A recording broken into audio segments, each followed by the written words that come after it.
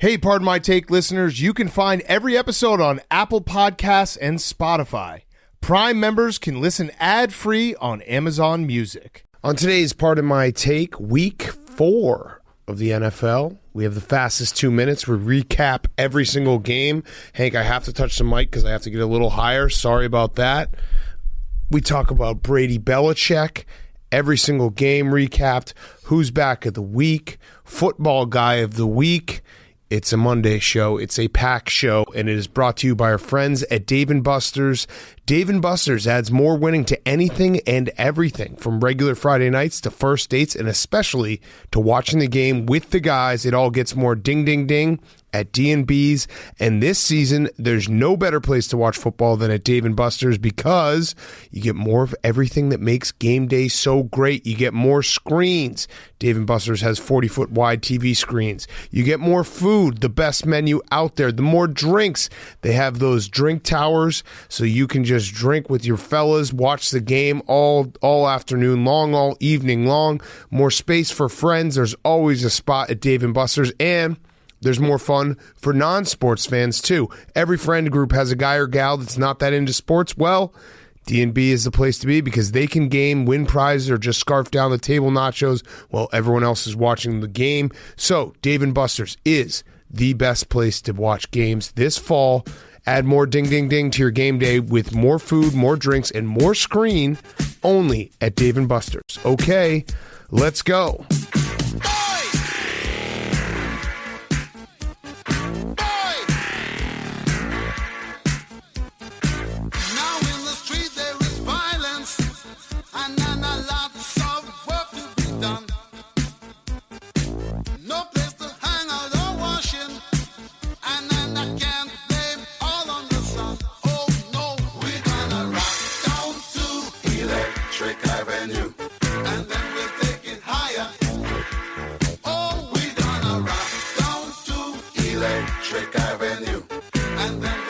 It's Pardon My Take, presented by Barstool Sports. Welcome to Pardon My Take, presented by Dave & Buster's. Get more ding, ding, ding at Dave & Buster's all fall long. Today is Monday, October 4th, week 4. What? We start in Dallas, where Chubba L. Ron Hubbard took over for Christianity McCaffrey, and the Carolina Ontology Panthers were trying to level up to 4-0. Trayvon Riggs got his eyes fixed, intercepting everything, and Dak Prescott had 4 plays resulting in touchdowns as the star in Dallas is hotter than the sun, the fucking sun. The mojo moment came from the Cowboys' Gregory. Do I make you Randy, baby? Yeah, do I? How about them Cowboys? 36, Panthers 28. What? Up to Minnesota, where Hunt 1, Hunt 2, Hunt 3, Hunt. Old Dirty Brown's alive with Nick Chubb. Odell Inspector Deckham and the Poo-Tang clan unloaded all 36 chambers, and in a touching tribute to his former boss, Michael Kennedy Zimmer, Kevin Stefanski'd his team to a 3-1 record. Jamie was gilling them softly with his song as the Browns and their team of refugee all-stars win a punt fest 14-7. Let me take you down, 'cause I'm going to Justin Strawberry Fields. Matt Nagy's a heel. Lions have nothing to have fun about. Justin Strawberry Fields forever. Darnell must be the Mooney, caught 5 balls for 125 yards, and normally Danalytics would say to kick a field goal down 10 late in the 4th. But did you hear about this one? Did you see this? Dan Campbell is apparently more allergic to 3-pointers than Ben Simmons. Like your basketball player, Boom. Please tip your waitress on the way out. The Bears get to 2-2, taking down the Lions 24-14. Up to Buffalo, where tight end Dawson knocked up the end zone twice with an athletic Apatow tap to stay in bounds. As the Bills said, this is 40 to the super bad Texans. Davis, can you pay my bills? Might not be Houston's Destiny's Child, as he wasn't able to make lemonade out of lemons. I'm a Mitch, I'm a lover, I'm MVP, ask your mother. I love to kiss titties, I do not feel ashamed. And no one circles the wagons like the Buffalo Bills. Bills 40, Texans zip. Down to Atlanta, where Lawrence Taylor Heineke and Crack Del Rio look to pick up the pipe and murder some Falcons. Matt Saving Private Ryan and Felipe Tom Franks were fighting World War II, trying to storm the football team's Norman defense. If you've got cable, it might be time to cut the Cordero Patterson and sign up for Sling TV using code BARSTOOL for 1 month free trial and incredible shows such as Brandon Walker College Football Show featuring Brandon Walker, presented by Brandon Walker. We swear he's not a narcissist. The Washington football team wins a thriller, 34-30. In Los Angeles, where James Sarah Connor had Terminator 2 touchdowns, as HBO Max Williams and the Cardinals look like a succession plan for the top of the NFC West, shivving the Rams defense to the tune of 216 yards on the ground. Arizona is laughing on their way to a victory with Blue Kyler Comedy Tour saying, "They call me Prater Salad." Cooper Red Solo Cup and Frat Stafford were unable to connect enough to win this case race. Cardinals 37, the Rams 20. Some spread. In New York, Corey Only Jesus Can Davis, as Zach Wilson proved that he was more man than the Titans can handle. Big Girls Don't Cry and Tannehill was singing soprano as the many Saints in Newark, AJ and Julio, weren't showing up at the Meadowlands. Bobby Boxala finally brought the victory train home as the Jets didn't stop believing. That's not a spoiler, folks. 27-24. Cut to black, boom. Up the coast to Santa Clara, where the Seahawks told their fans, "I never meant to cause you any sorrow."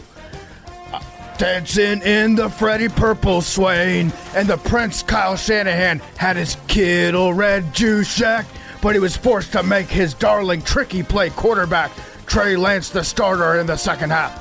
Placebo Samuel made Niners fans feel good as they were dying inside as the Seahawks dominate the second half and win 28-21.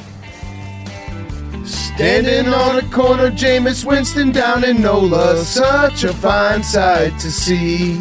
It's a judge, my lord, on the verge of 0-4 and a teeny tiny hands QB. Come on, Saquon, you gotta break one. If you lose, Joe Judge has lapsed. You'll have to take one. Giants stop the Saints in overtime, 27-21. And we finish in Mile High, where Lamar 2D2 matched up against Drew Stylocker, and they faced off in a rematch of the 2013 AFC divisional game that felt like it took place in a galaxy far, far away. Marquise Millie Bobby Brown and the Ravens defense were saying, "Patrick, yas, Queen." Denver's receiving corps played well, but there's Cortland Sutton about Murray. Latavius, that is. Offensive coordinator Greg Roman Swipes didn't need any help with delay of games this week as the Ravens beat the Broncos 23-7. Okay, fastest 2 minutes brought to you by our friends at Cross Country Mortgage. Cross Country Mortgage, much like us at Barstool, people first group of people. Rates are unbelievably low right now. Mortgage should not be a dirty word. You should stop throwing away money with rent every single month. You can afford a home, and you can do it with our friends at Cross Country Mortgage. And if you're already a homeowner, you can refinance right now, because they do that as well. Rates are at all-time low. They may never get this low again, so call today for a fast, free rate quote. Our partners will save you a lot of money. Call today, and our friends at Cross Country Mortgage will give you a free home valuation that is free to you just for calling. So go right now to crosscountrymortgage.com/barstool to learn more about your future home buying experience or refinance your current mortgage. Cross Country Mortgage, LLC, NMLS 3029. All loans subject to underwriting approval, www.nmlsconsumeraccess.org. Okay, week 4 in the books. We just watched the Goat Bowl, Brady versus Belichick in a rainy Foxborough. Let's put aside our hatred for Antonio Brown right now and Clown Antonio Brown dropping those 2 touchdowns, because no one wants to hear us talk about a missed parlay. But let's talk about the game. Hank, I mean, it's your game. You were emotional beforehand. It was an emotional setting. What did you think about the game? I was emotional beforehand. Once the game started, though, I kind of immediately got over the Brady aspect and was like, let's just win this game. I was just rooting. You Schwartzy did. Yeah, I was rooting against them the entire time. And the Patriots played a good game. They had a good game plan. They did what they had to do. They were in a position to almost win at the end. I don't really second. I don't know. I don't know. 56-yarder in the monsoon. You're about to say I don't second guess Belichick, but no, I'm not. I don't. It's one of those things where if it went in, no one would say anything. He about had the distance. So he had the distance. He doinked it. He doinked the shit out of it. It was his career long, 56. It would have tied his career long. What was it? In a monsoon. 4th and 3. 4th and 3. 4th and 3. So Belichick, I guess he was thinking Brady was inside Belichick's head. He's like, I don't want to. I guess he wasn't inside. No, the wasn't. more I think about it, because if he had made the field goal, then Tom Brady has a minute left. It was like 45 seconds to get down into field goal range. Yeah. Think about it this way: he was like, what were they? A foot, a couple inches away from winning the game. If they went for it on 4th and 3 and missed it, they'd be 60 yards away from winning the game. I feel like obviously you can second guess it and be like, and I guess you could have said it at the time that it's a monsoon and it's going to be his career long. Whenever those kicks happen, as long as the kicker has the distance, I'm like, that's a fine choice. Because that's pretty much what you're asking. It's like, that accuracy at 56 in a monsoon is kind of a toss-up. It's, do you have the distance? He clearly had the distance, so I don't know. Doinks happen. It was actually, I'm living proof of it. It was actually a great kick. Yeah. Really good kick. Yeah. Just didn't happen to go in. One of the best kicks that never went in. Exactly. Yeah. I mean, if it's, 2 feet to the right, we're talking about Nick Folk being like one of the all-time great kicks in NFL history under pressure. Yeah. Shout out to Schwartzy, though. Yeah, I have the full quote from Schwartzy, because I do think that Schwartzy's quote, she's from Ashland, Massachusetts. She? I believe so. Okay. Schwartzy is from Ashland, Massachusetts. There you go. I'll cheer for him. This is about Tom Brady. I'll cheer for him when he comes out, but after that, nah. I want some sacks. I want to see our friggin' linebackers just pummel them and finish them. So Schwartzy actually summed up the pulse of the New England fan base pretty accurately before the game. Everyone seemed like they were on the same page. They cheered Brady when he came out. Yep. When they played the pregame video, which they did have lined up for him. Yep. But then when he came out to actually step in between those lines, the Patriots fans were like, boo, you're not a Patriot anymore. We're going to boo you. And it does, it quickly, obviously the lead up all week and all the stories and everyone talking about it was big in the hype. But then once the game starts, the Patriots need to win very badly. Right. The Bucs are still trying to win another Super Bowl. This is a tough road game. I did think Brady was uncharacteristically, can't speak, it's already past midnight, overhyped. He was overthrowing his receivers early. It was clear that you don't see that usually. You don't see Tom Brady is the definition of calm, cool, collected. It did feel like he was maybe a little too hyped up for the game because he did miss a lot of guys in the first half, but it just became a sloppy game that grinded out. Fun fact about this game, Tom Brady actually had the 3rd highest quarterback rating of everyone that threw a pass in this game. Jacoby Myers was number 1, Mac Jones number 2. Mac Jones, by the way, played remarkably well for somebody who had his balls in Chris Collinsworth's mouth during the broadcast. I think it's so in Chris Collinsworth's defense, I think Mac Jones, Chris Collinsworth, and Matt Nagy all share an agent or a parent. That makes sense. I say the real MVP of this game, Steve Belichick. Yes. Steve Belichick, the faces he was making on the sidelines, it went back and forth between it looked like he was taking a shit or he was watching Two Girls, One Cup on silent while his dad was in the next room. Let's just say that Steve Belichick's wife is a lucky woman. She is. Yes. He spends a lot of time down in Boca Raton. Yeah, he's got some lingus abilities, the cunnilingus kind. It was incredible. We were hypothesizing while we were watching the game. Is he sending signals via tongue? Yeah, that when the tongue goes horizontally, that means option to a run. When it goes vertically, that means pass. Yeah, because they cut the mic, so he's just got to sit there and just do the tongue back and forth. When he sticks his tongue out and goes back and forth, that means they're loading the box. Yeah. So that was definitely the gif of the game. It was. I mean, it's incredible watching him play. Steve Belichick honestly looks cool as shit. Yeah, no, he's a cool guy. You can't sit there and look at Steve Belichick and be like, that guy's not cool. He's got a mullet. Yeah, he's got everything. A mullet. I would like to make a future projection for Steve Belichick's career. He's going to go somewhere and fail miserably the first time, and then he's going to be a great head coach afterwards. Oh, yeah. Because he's going to come in being like, I'm Steve Belichick, and this is how we're going to do it. We're going to do it the Patriot way. Everyone's like, dude, you coached the Texans. Yeah. Like, what are you talking about? I'll put it this way. Like, his whole vibe, there are probably a dozen girls out there that have slept with Steve Belichick that don't count him towards their total number when they're sharing that. Yes. They just write him off. Yes. He's a big one-night stand guy. I will say this, Hank.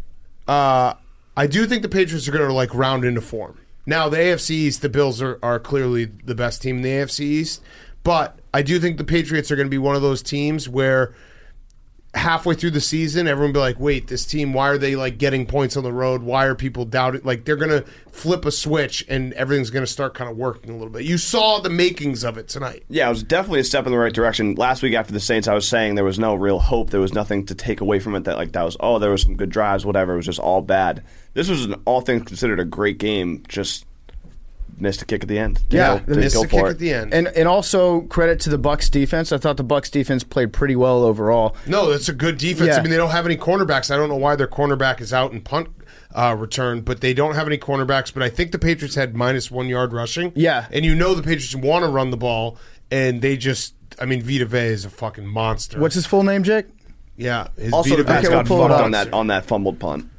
Devin White just exists to body slam people. Yep. Just anyone that comes within 2 feet of Devin White, they're getting body slammed somehow. Yeah, you know what the Bucs are? They're a team that, similar to like 10 years ago, the Ravens and Steelers, like their front seven is just going to be physical with you the entire time. And you're going to get hit hard. And I guess the secondary will be the weakness. And Richard Sherman, I don't know, I mean, he held up good enough for a guy who just came off the street on Wednesday. Mm-hmm. He's playing himself back into shape now. Yeah, he's working himself back into shape. Jake, give it to us.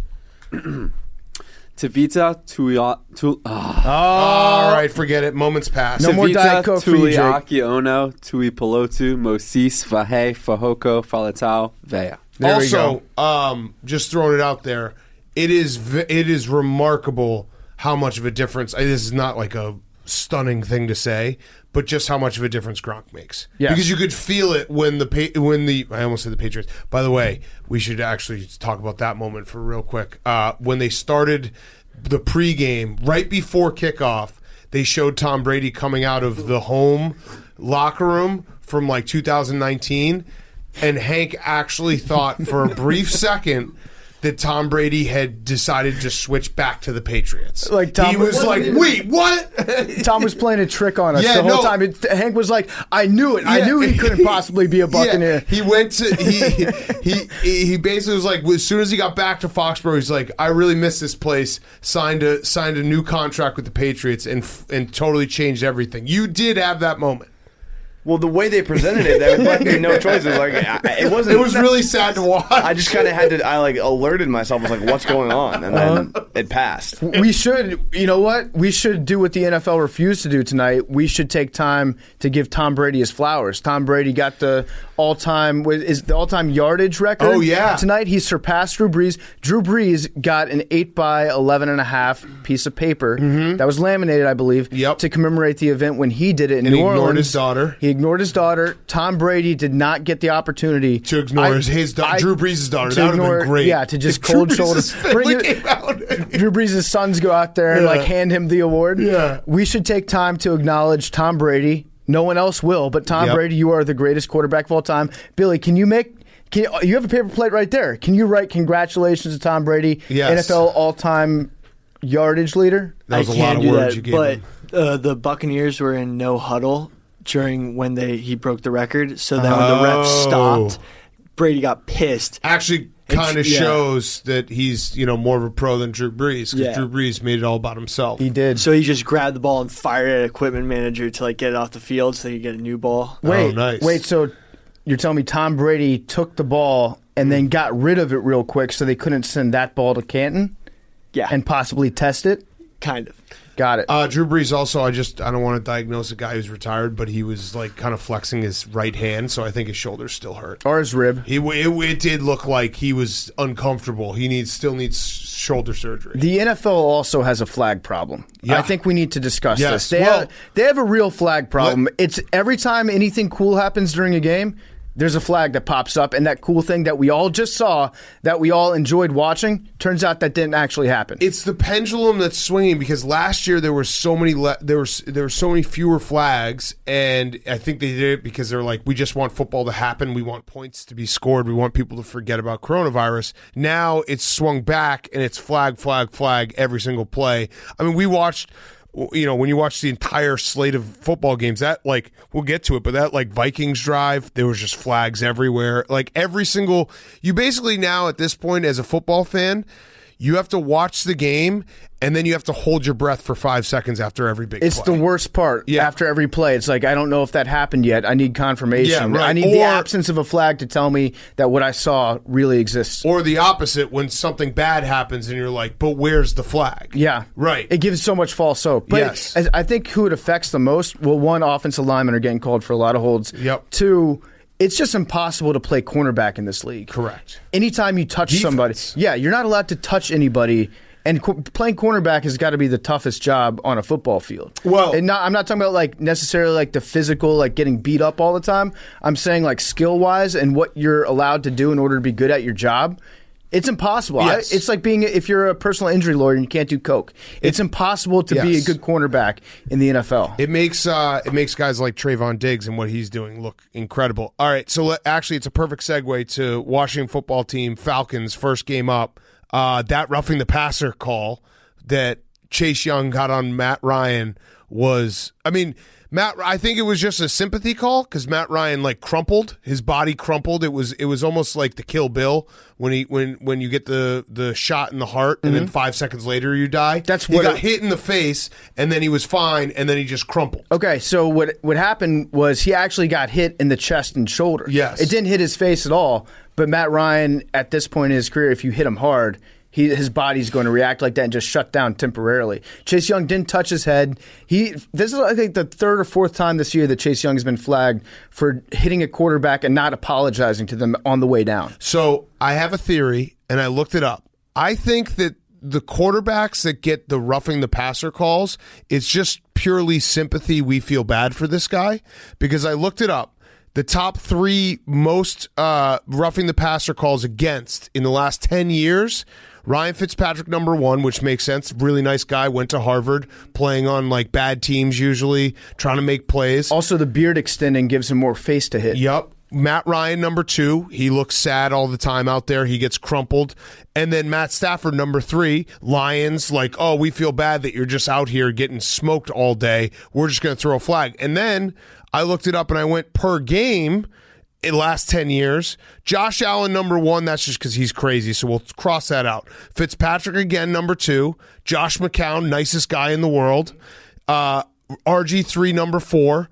Who doesn't feel bad for RG3? Well, when his body gets hit, he really gets hit. Yeah, so it's basically refs being like, wow, I feel bad for you. Number five, Sam Bradford, again, like, you know, he looks like a scarecrow with those sleeves, and you're like, how is this guy taking all this punishment? Six is Wentz, another sad guy when he gets hit, and then seven is Kirk Cousins, where again, you're like, if they hit him hard enough, his head's just going to go into his body, and he's going to be running around like the headless horseman. Right. All those quarterbacks that you mentioned, they kind of have a common denominator, which is they're all kind of you do feel bad for them. They're all kind of like cute. They're like corgis. If you had a corgi playing quarterback and somebody hit it, you'd be like, yo, what the fuck? Yeah, you'd be like, why are you doing that? That dog can't defend itself. Yeah, like Kirk Cousins can't do anything about the fact that he's like going to get smashed in the face. Yeah, and what's he going to do? Fight back? Right. So I think that's actually like if you're trying to draft a team, just find the most pathetic looking guy who everyone will feel bad for, and then make him your quarterback, and everyone will be like, oh, I'm so sorry, you shouldn't do that. Yeah, and also with Chase Young, it kind of goes the other way because sometimes he gets in his own head a little bit like Brian Dawkins used to do on the Eagles, where Brian Dawkins actually thought that he was a comic book character. Yes. Like he was a superhero, and he would jump in ways and like throw his arms out to the side like he was actually style bender. In his defense, if you play enough big Sunday night, Monday night, Thursday night games, and they make you look like a comic in the intro, that's what happens. Yeah, you start to believe it. That's what Chase Young does occasionally when he's trying to hit somebody. He like winds up with all of his limbs. You know, he like cocks back his arm like he's going to punch him. I also think just like punching, the punch motion that he did on Matt Ryan was just a fist to his chest. And it's just Matt Ryan. It's defenseless Matt Ryan. Yeah. You're like, Matt Ryan should be walking around with like a rape whistle when he's out there. Right. It's like Rick Moranis getting jacked up on the streets of New York. Everyone's like, what the fuck? Yeah, like how could you punch Rick Moranis? How could you punch Matt Ryan? Yeah. The other part of this game, I think Taylor Heineke is just a young Ryan Fitzpatrick. Because he's fucking psycho. Yeah. He doesn't play by any of the rules. No, he loves throwing across his body. He loves throwing across the field. He loves almost getting sacked. It's crazy. Like, and he runs. He could be the next Ryan Fitzpatrick. Like, you lose Ryan Fitzpatrick in week 1. Like, oh, man, this kind of sucks. You're ready for Fitzmagic.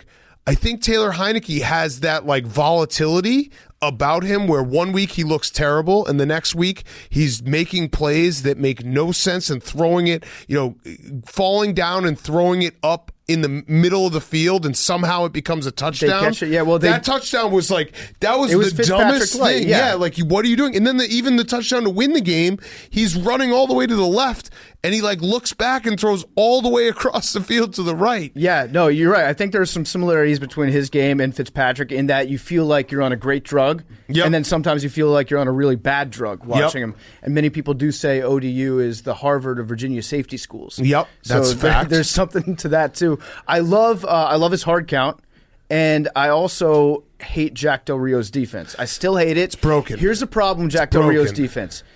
We're in a bend but don't break philosophy. You can see that's like what Jack Del Rio wants. He's like, we're not going to give up the big play. We're just going to give up 9-yard catches all day long. But then they end up giving up the big play. They're bending and breaking at the same time constantly. And nothing really changes. Although I did see Del Rio start to try to get exotic. He started to dial stuff up. But it would just be he'll rush. It'll look like he's blitzing 2 extra guys, but then he'll drop 2 of his linemen back into coverage. And so they're still just rushing 4. Yeah. But still trying to get pressure with 4. This was one of those games that both franchises, both fans looking at this game, they had this circled as a win. Yeah. The Falcons fans are like, yeah, we can take care of business against the football team at home. Just lucky to escape with a win. The 2-point conversion towards the end of the game, before Heineke got the ball back to go down the field again, I think that took 20 minutes. Yeah. They kept moving it back, moving it half the distance to the goal, flag. He was throwing painful to watch. Very, very similar. I actually made the analogy that he is like pro Nix. He basically, there's at least 4 or 5 times in a game where Taylor Heineke is throwing to an invisible garbage can because he was throwing that 2-point conversion. He threw it. He was throwing it to a receiver that had to have been 10 feet to catch it. It was to absolutely no one, but it was sweet because it like went into the invisible garbage can and counted it as like a 10-pointer. Yeah, that was to Ricky Seals-Jones, who I had forgotten was on the Washington football team until he caught that ball against the Giants. But Ricky Seals-Jones, to his credit, he looks like he's 7 feet tall and 300 pounds out on the field. He's a wide receiver, but I'm pretty sure he weighs like 250 pounds. I really want someone to sign Taco Fall. The more I thought about it, why not just have him stand out there and just walk to the end zone and just keep his hands above his head the entire time, and it's unstoppable. Why not sign Taco Fall and Bol to do that, and then also on defense for field goals? Just stand behind the line, jump up and try to block them. Yes, it would fuck with the kicker. Yeah. Like their head would be fucked with. Yeah, it'd be crazy. I did learn last week, though, that you're not allowed to goaltend. There's a goaltending call in football. I knew that, So you can't stand at the upright and try to swat it. Like that Yes. Justin Tucker kick could have been swatted. Yes, no, you can't do that. All right, other notes from this game real quick. Arthur Smith chin update, looking really good. Mm-hmm. That beard coming in nicely. Good job, Arthur Smith. Matt Ryan has perfected like underthrowing his receivers to make it actually almost work. There was multiple times where it's like, why do you underthrow? Oh, it actually worked. You just kept on saying that to yourself, like, oh, that's not a good pass. Oh, it worked because they just come back to it. Cordarrelle Patterson got open by about 15 yards, and then Matt Ryan underthrew him by about 7. But the defense still hadn't caught up to it, so Cordarrelle caught the ball, went in the end zone. Also, breaking news, Cordarrelle Patterson might be the best player in the NFL. 3 touchdowns today, 84 receiving yards 34 rushing yards, so over 100 all-purpose yards, 3 touchdowns, and here's a crazy stat. Cordarrelle Patterson has been a Falcon for 4 games. He has more 3-touchdown games as a Falcon than Julio Jones in his decade long with the Falcons. Julio Jones never had a 3-touchdown game. That's amazing. That's insane. So, yeah, he's a weapon. Mm-hmm. And he's like getting paid $3 million. I think he's the face of the franchise right now. Greatest discount ever. Yep. All right, next up, Giants, Saints. Giants get their first win. I have an announcement I'd like to make. I'm going to take off my sweatshirt for this announcement. Okay. Go on. I'm all the way back. On Danny Dimes? You better be watching the YouTube. It's on the YouTube. I'm wearing a Danny Dimes shirt. I'm all the way back into Danny Dimes. I don't know what it is. That game was incredible. He was like, there are so many times where I'm like, Danny Dimes is going to throw a pick. Danny Dimes is going to fumble. He was awesome today. Saquon Barkley was awesome. The Giants, I now think the Giants might be good, and it's a sickness of mine, and it's obviously partly because I bet on them. I feel vindicated, but that was good Danny Dimes. So this is a game where the Giants probably pretty easily could have quit on Joe Judge. Yes. After starting out 0-3, what we're going to see this week is a lot of articles about this Giants team is finally buying in on Joe Judge and his ways. I don't know if that's 100% true or not. I think it's more a product of the Saints just stink when they're favored and they're really good when they're underdogs. Well, I think the Saints offense might this is going to be hurtful to say. Tread lightly. I think the Saints offense might be slightly broken. It doesn't feel like maybe it's just Michael Thomas needs to come back. He's not playing, right? He's out until week 6, maybe? Because doesn't it feel like the Saints offense is essentially run the ball, and then 5 to 6 times a game have Jameis Winston try to throw it deep. That, and also put Taysom Hill in and have Jameis pass to Taysom Hill. Right, because essentially this game came down to the fourth quarter, and the Saints have the game in hand, and all they need is some first downs to win the game, and they couldn't get any. They had two, so they score a touchdown to go up. I think it was, 21, I can't even remember. I think they went up 10. So I think let's call it 17-7, I believe. I think it was that. They score, they're up 10, it's fourth quarter. They get the ball, punt, 3-and-out punt. They get the ball, they get like 1 first down punt. Like, they don't have the ability. It sucks because I was the guy who was standing on the mountain being like, Drew Brees is holding this team back. Turns out Drew Brees having the ability to like get easy first downs because you can always just hit guys underneath and be super accurate. That is very important in a fourth quarter situation when all you need is like a few first downs to win this game, and they didn't have it. I think that what Sean Payton's doing is he's trying to limit Jameis's mistakes, which is a smart thing to do. Yep. I think to a certain extent you have to limit his mistakes because otherwise he's going to go out and throw 30 interceptions. So like maybe dial it back to 21 or 22 interceptions. You have to let Jameis just go out there and say, fuck it. I'm going to go deep. I'm going to throw the ball deep. I'm going to throw the deep ball. I'm going to put the team on my back. And right now Jameis doesn't feel like he has that ability in this offense to just go out there and be 100% pure, uncut, flake Jameis. No, he definitely doesn't. But he's got handcuffs. But they need to take one of the handcuffs off. Yes. Leave the handcuff on one of the wrists, but then let him go out there and feel like he has the ability to fuck up all that he wants. Because sometimes you're going to get some brilliance out of him. Yeah. It was 21-10. And then the Giants scored a touchdown, 2-point conversion, and then kicked a field goal. Daniel Jones, though, was awesome. And Saquon Barkley was used correctly. Saquon Barkley, I was wrong about that. Like, he looks back healthy. The shark wheel that they ran for him, he was running hard, getting him in the passing game. Also, turns out, Giants, novel concept, but when you draft a guy with the 20th pick overall, Kadarius Toney, you should use him. This was the first game that it felt like they used him. He's very fucking fast. And so, I don't know, something about Daniel Jones. I have a crazy stat for you from Daniel Jones. Ready? Daniel Jones, at home, 14 this is his career, 14 touchdowns, 16 interceptions. Daniel Jones, on the road, 25 touchdowns, 7 interceptions. He might be the greatest road quarterback of all time. Okay, all right. So just keep him, I don't know what you have to do, move him out of Hoboken, make him live in like Long Island so he thinks that every home game's an away game. I don't know what you have to do, but tell him that he's playing on the road at all times because he's an awesome quarterback on the road, and then when he plays in Giants Stadium, he's terrible. One thing I really liked that the Giants did today was they had Saquon split out wide a lot. Yeah. And why don't more teams do that? If you have a great running back, I mean like a really, truly great running back, just tell them we're going to play you as a wide receiver a lot and just run routes. Just pretend that you have a ball in your hand. Why don't they do like spin moves and shit and just like hurdle over defenders? Yes. Just like he's in the open field. He was great. I would love to see Saquon split out wide for like 50% of the snaps that he's in the game. I don't think a cornerback can cover Saquon Barkley. No, he was used very, very well, and he ran well, and he ran hard. And again, Kadarius Toney was awesome. He like felt like that weapon that they've been looking for because they haven't had an explosiveness to their offense, and he was that explosiveness. Do you want to join back on with Daniel Jones? No, I'm not going to do that. But I'm in. You go off. No, I'm in. I like this guy. You go off on it. Something about this guy. I will never believe in Daniel Jones. I just won't. He just does this He's every fun now to and root then. for occasionally, but that was a legitimately awesome comeback for them. And they were like you said, they could have quit. They're in New Orleans. It's the first game back since Hurricane Ida. The crowd's going crazy. And he just drove them three times because he counted overtime as well.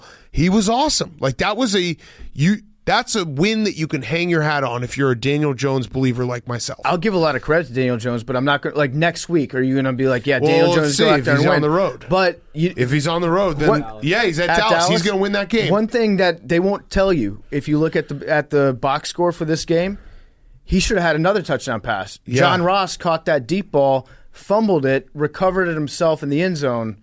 That's not counted as a Daniel Jones touchdown pass. Oh, wow. But it should be. I think that we should just remember that play because nobody else will. Are you sure that wasn't counted? I'm pretty sure it was. I'm pretty sure it wasn't a touchdown. He had 2 touchdown passes, and then Saquon scored a run. I'm pretty sure that wasn't counted as a touchdown catch. That's bullshit if it wasn't. All right, I'm looking at the Cowboys or the Giants schedule right now. I'm going to put my sweatshirt back on. Yeah.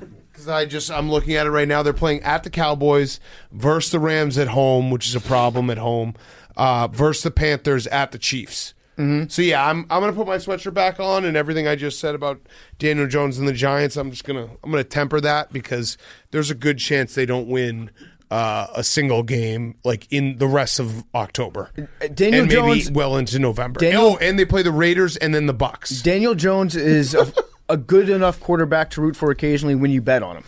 But you don't want to do this week in, week out thing. You're already torturing yourself enough with Matt Nagy. No, I like Daniel Jones though. He's something about him. I guess I'm just going to keep him to when he's on the road. I'm gonna bet on him, and when he's at home, I'm just going to be like he's the worst quarterback. Daniel ever. Jones has a great personality. He does. I'm giving him really his nice credit. guy. Though. No, that was Tough an kid. awesome game by him today. Like that was, and the Saints have a very good defense, and I'm giving Daniel Jones his due here because you can't just be like, oh, that was a legitimately great game from him with incredible drives, big time drives in a hostile environment against good defense. So there you go, Daniel Jones. All right, next up, Cowboys Panthers.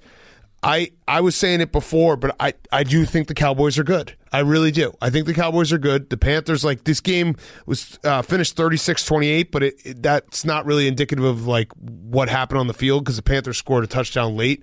The Cowboys dominated this game, and they dominated it in a way like Kellen Moore should deserve. I mean, he's going to be a head coach soon, but you have Dak Prescott, who you have like all these receivers, you probably want to throw the ball a bunch. They just were able to run it all over the Panthers, and that's what they did. Like Dak Prescott, I think, threw it 22 times, and they ran the ball 245 yards all over the Panthers. Just ran it down their throat. Credit to Mike McCarthy, the play call at the end of the game to ice it was awesome. I think that was Kellen Moore. The like double reverse. I'm giving credit to Mike McCarthy because he called it. Yeah. He said he authorized that play. Right. It's like Obama getting credit for killing bin Laden. I think he didn't personally pull the trigger, but he sat in a room and watched it on TV. I think Mike McCarthy's in a pretty good spot here because he's got Kellen Moore as his offensive coordinator and Dan Quinn, who, say what you want about Dan Quinn as a head coach. Terrible, awful, like terrible head coach. Obviously went to the Super Bowl, but like everything fell apart after that. Kind of a dumb guy, whatever. He probably wishes he didn't go to the Super Bowl. Yeah, you could say all that stuff. he's a really good defensive coordinator. Obviously, having the studs that he had in Seattle help anyone look like a good defensive coordinator, but he had the number one defense for 2 years in a row in Seattle, and he's got a Dallas defense that was horrendous last year, playing pretty damn good. I think that Trayvon Diggs, if the season ended today, should get credit and consideration for MVP. Five interceptions in four games. On That's pace insane. For 21.1 interceptions. That fucking 17th game. It really I can't do sucks. math. But yeah, Trayvon Diggs, he's playing. He is the defensive player of the year right now, and he should be in the MVP discussion at least. He's awesome. He's really, really good. And Zeke is back. Zeke is officially back. He had 150, 160 yards. Yep. He played stupid today. He was awesome. This was a nice debate for rest versus rust. A team coming off the short week versus a team coming off the extra long week from Thursday Night Football, right? Yes. I believe. Yes. Yeah, that was a Bills Mafia game. Yeah. Yes. No, the Cowboys, I really do think the Cowboys are like a good team. I think they're going to be now. Well, no, I was going to say the injury bug, but they don't have Sean Lee anymore. Right. So they Van Der Esch kind of took that torch from him a little bit. Yeah, they have so many linebackers, but I do think that they are like a team that I'm not saying they're on par with the Packers and the Bucs right now, but they're right below that. Like I'd put them in that category with the Rams and the Cardinals, like that category of teams that are, if things start falling their way, they could be a legitimate contender. What do you think happens if, let's just say, Mike McCarthy loses the NFC Championship game? Kellen Moore gets 5 job offers. He can basically pick whichever spot he wants to go. You think Jerry Jones considers firing Mike McCarthy, elevating Kellen Moore to head coach? I think Jerry Jones makes Mike McCarthy smash a watermelon, and inside the watermelon is Mike McCarthy's pink slip. Mm-hmm. So that's how that it would be happens. An appropriate way to go. And Kellen Moore's new contract, so 2 for 1. Yeah. So he's like, here you go. Find out what's inside. The Panthers, I don't want to say I expected better from them. This is exactly what I expected from the Carolina Panthers today. I think the Panthers are frisky, and I told you I had my eye on them, and I wasn't ready to say they were good, and I'm not ready to say they're good because they've beaten the worst teams in the NFL, and that's fine. You should beat those teams, but like they took a step up in class today, and it was not the same team. And they obviously have some injuries. Christian McCaffrey's out. Sam Darnold, by the way, one a crazy Sam Darnold stat. Sam Vick. Ready? Mm-hmm. Sam Darnold, first QB ever to have 5 rushing touchdowns in his first 4 games in a season. Good job, Sam Darnold. Wasn't being used correctly. You remember that Thursday night game last year where he had that like 55-yard touchdown? That was against the Broncos, I think, where they didn't have a quarterback. Sam Darnold is well, he actually wasn't great as a thrower, but he can run. Yeah, he can run. They weren't using him correctly in New York. Yes. I've got a quote from Jerry Jones. This is from actually earlier in the week, but he was talking about Micah Parsons. Yep. Wait, I got to do the Jerry Jones thing. You don't have to. But I you should. I do. I have to. Yeah. He's as pure as mother's milk. He just basically steps out there and gives you everything he's got. Nature gave him skills, and boy, does he know how to use them. What do you think What do you think he thinks mother's milk is? Jerry Jones. I don't know. Micah but I Parsons. could totally see Jerry Jones being someone who buys mother's milk on like the black market. Yeah, Billy. To try to live longer. No, Billy was talking the other week about how mother's milk, like bodybuilders buy it in the black market, There's right? a hilarious a bodybuilding forum post about it. Yeah? You going to tell us? Well, they talk about how mother's milk gives them gains, how it's better than regular milk. The building blocks of life. Exactly. Remember when Hank drank his aunt's milk? That actually happened? Yeah, he did that. Yeah, when I was like 10 years old. He did. True story. Nice. Yeah. Straight from the That's source, why or he's so was it strong. in the fridge? It was in the fridge. My cousin had just been born. I was going to get some cereal on a family vacation. Boom. Drank it. I was like, that tasted weird. And then my mom was like, you didn't take it from this bottle, did you? I was like, fuck. You think the winner of this game, like a Big Ten championship trophy or rivalry trophy, Like Jerry Jones gets Jeans Friday now? Yes. Oh, he probably took Jeans Friday anyway. Yeah. Jerry Richardson probably called him up. Was like, just do me one solid. I want you to have this. Make sure. Yes. Do you think the Cowboys are good? The Cowboys are very good. Okay. The Cowboys are legit good. I think the Cowboys are better than you think they are. I think they're better than the Packers. I think they're you think they're better than the Packers? Yeah. I have to see them do it for we're only 4 games in. I give the benefit of the doubt to the team that went to the NFC Championship game last year. Right now, I think they're better than the Packers. More complete team. Okay. All right. Next up, Bears-Lions. All right. So it's the Lions, but Justin Fields looked awesome, and I'm very, very excited. It is the Lions. It is the Lions. He had another great fumble recovery. Leads the league in excellent fumble recoveries. I'm pretty sure Matt Nagy gave up play calling because he hinted at that midweek, and then also the Bears actually looked competent from an offensive standpoint today, so that lends me to believe that he gave it up. And so if he did give it up, the stat goes in the last 2 years when Bill Lazor has been calling plays, 7 games, 27.7 points per game. When Matt Nagy has been calling games, 12 games, 18.2 points per game. So a difference there of 9 points per game. Stop calling plays, Matt Nagy. Is your only clue that the offense was good? Yeah, today? no. That's why he hinted it. He did. A reporter asked him, and he was like, he kind of like gave a wink, wink. I'm not calling the plays, and so I'm sure he'll try to take credit for it sometime midweek. But Justin Fields, he looked good, and he throws it deep, and that's the difference. Darnell Mooney becomes a real receiver when you can throw it deep. Andy Dalton, nice guy, really nice guy, and I'm sure Matt Nagy still thinks he's a starter, but he can't. There's no deep threat. You can't throw it deep. They were taking shots down the field, and it looked awesome. And guess what? The best part about today was Justin Fields didn't even really use his legs. He didn't have any wow runs, and that's a whole part of the offense that I would hope they unlock. And I hope David Montgomery is okay. I think he is. It sounded like he's probably just got a knee sprain, so he won't be out for the season. But we also have playoff Damian. Mm-hmm. So a little piece of advice for Justin Fields. You should not be so good at route running because what you're doing when they put him out wide, when they were trying to mix things up a little bit, now you're giving Matt Nagy a reason to put you in and Harm's then way. have you get split out wide and then have Andy Dalton try to complete a pass to you. Yeah. You need to act like Jay Cutler when he got split out wide. Stand up vertically. Don't try to be a hero. Don't even try to move, really. Yep. Just try to not get injured and not put anything good on tape that's going to make Matt Nagy want to use you as a wide receiver in the future. Here's the difference between Justin Fields and Andy Dalton and why, Bears fans, we've all been just saying, play the fucking kid. So they played pretty much the same amount of time. I mean, Justin Fields has started 2 games now. Andy Dalton started 3, came out for half of 1, obviously, against the Bengals. Pass completions over 10 air yards. Justin Fields has 9. Andy Dalton has 2. That's the difference right there. Andy Dalton's a nice guy. Dink and dunk. He's a backup quarterback at this point of his career. Play the kid. I don't fucking care. If Matt Nagy sees what Justin Fields is capable of after today, because he was dropping dimes and doesn't keep playing him, he should be in jail. We already said he should be in the Hague? Yeah, in the Hague. In the Hague? Jail. Dan Campbell had some real manalytics cooking out there today. They were down by 10 points in the fourth quarter. Yeah. And he went for it on 4th down. Probably could kick, a 35-yard field goal, bring it to within 1 score. But in Dan Campbell's mind, what does winning this game accomplish if you're the Lions? I think he might have thought they had the first down.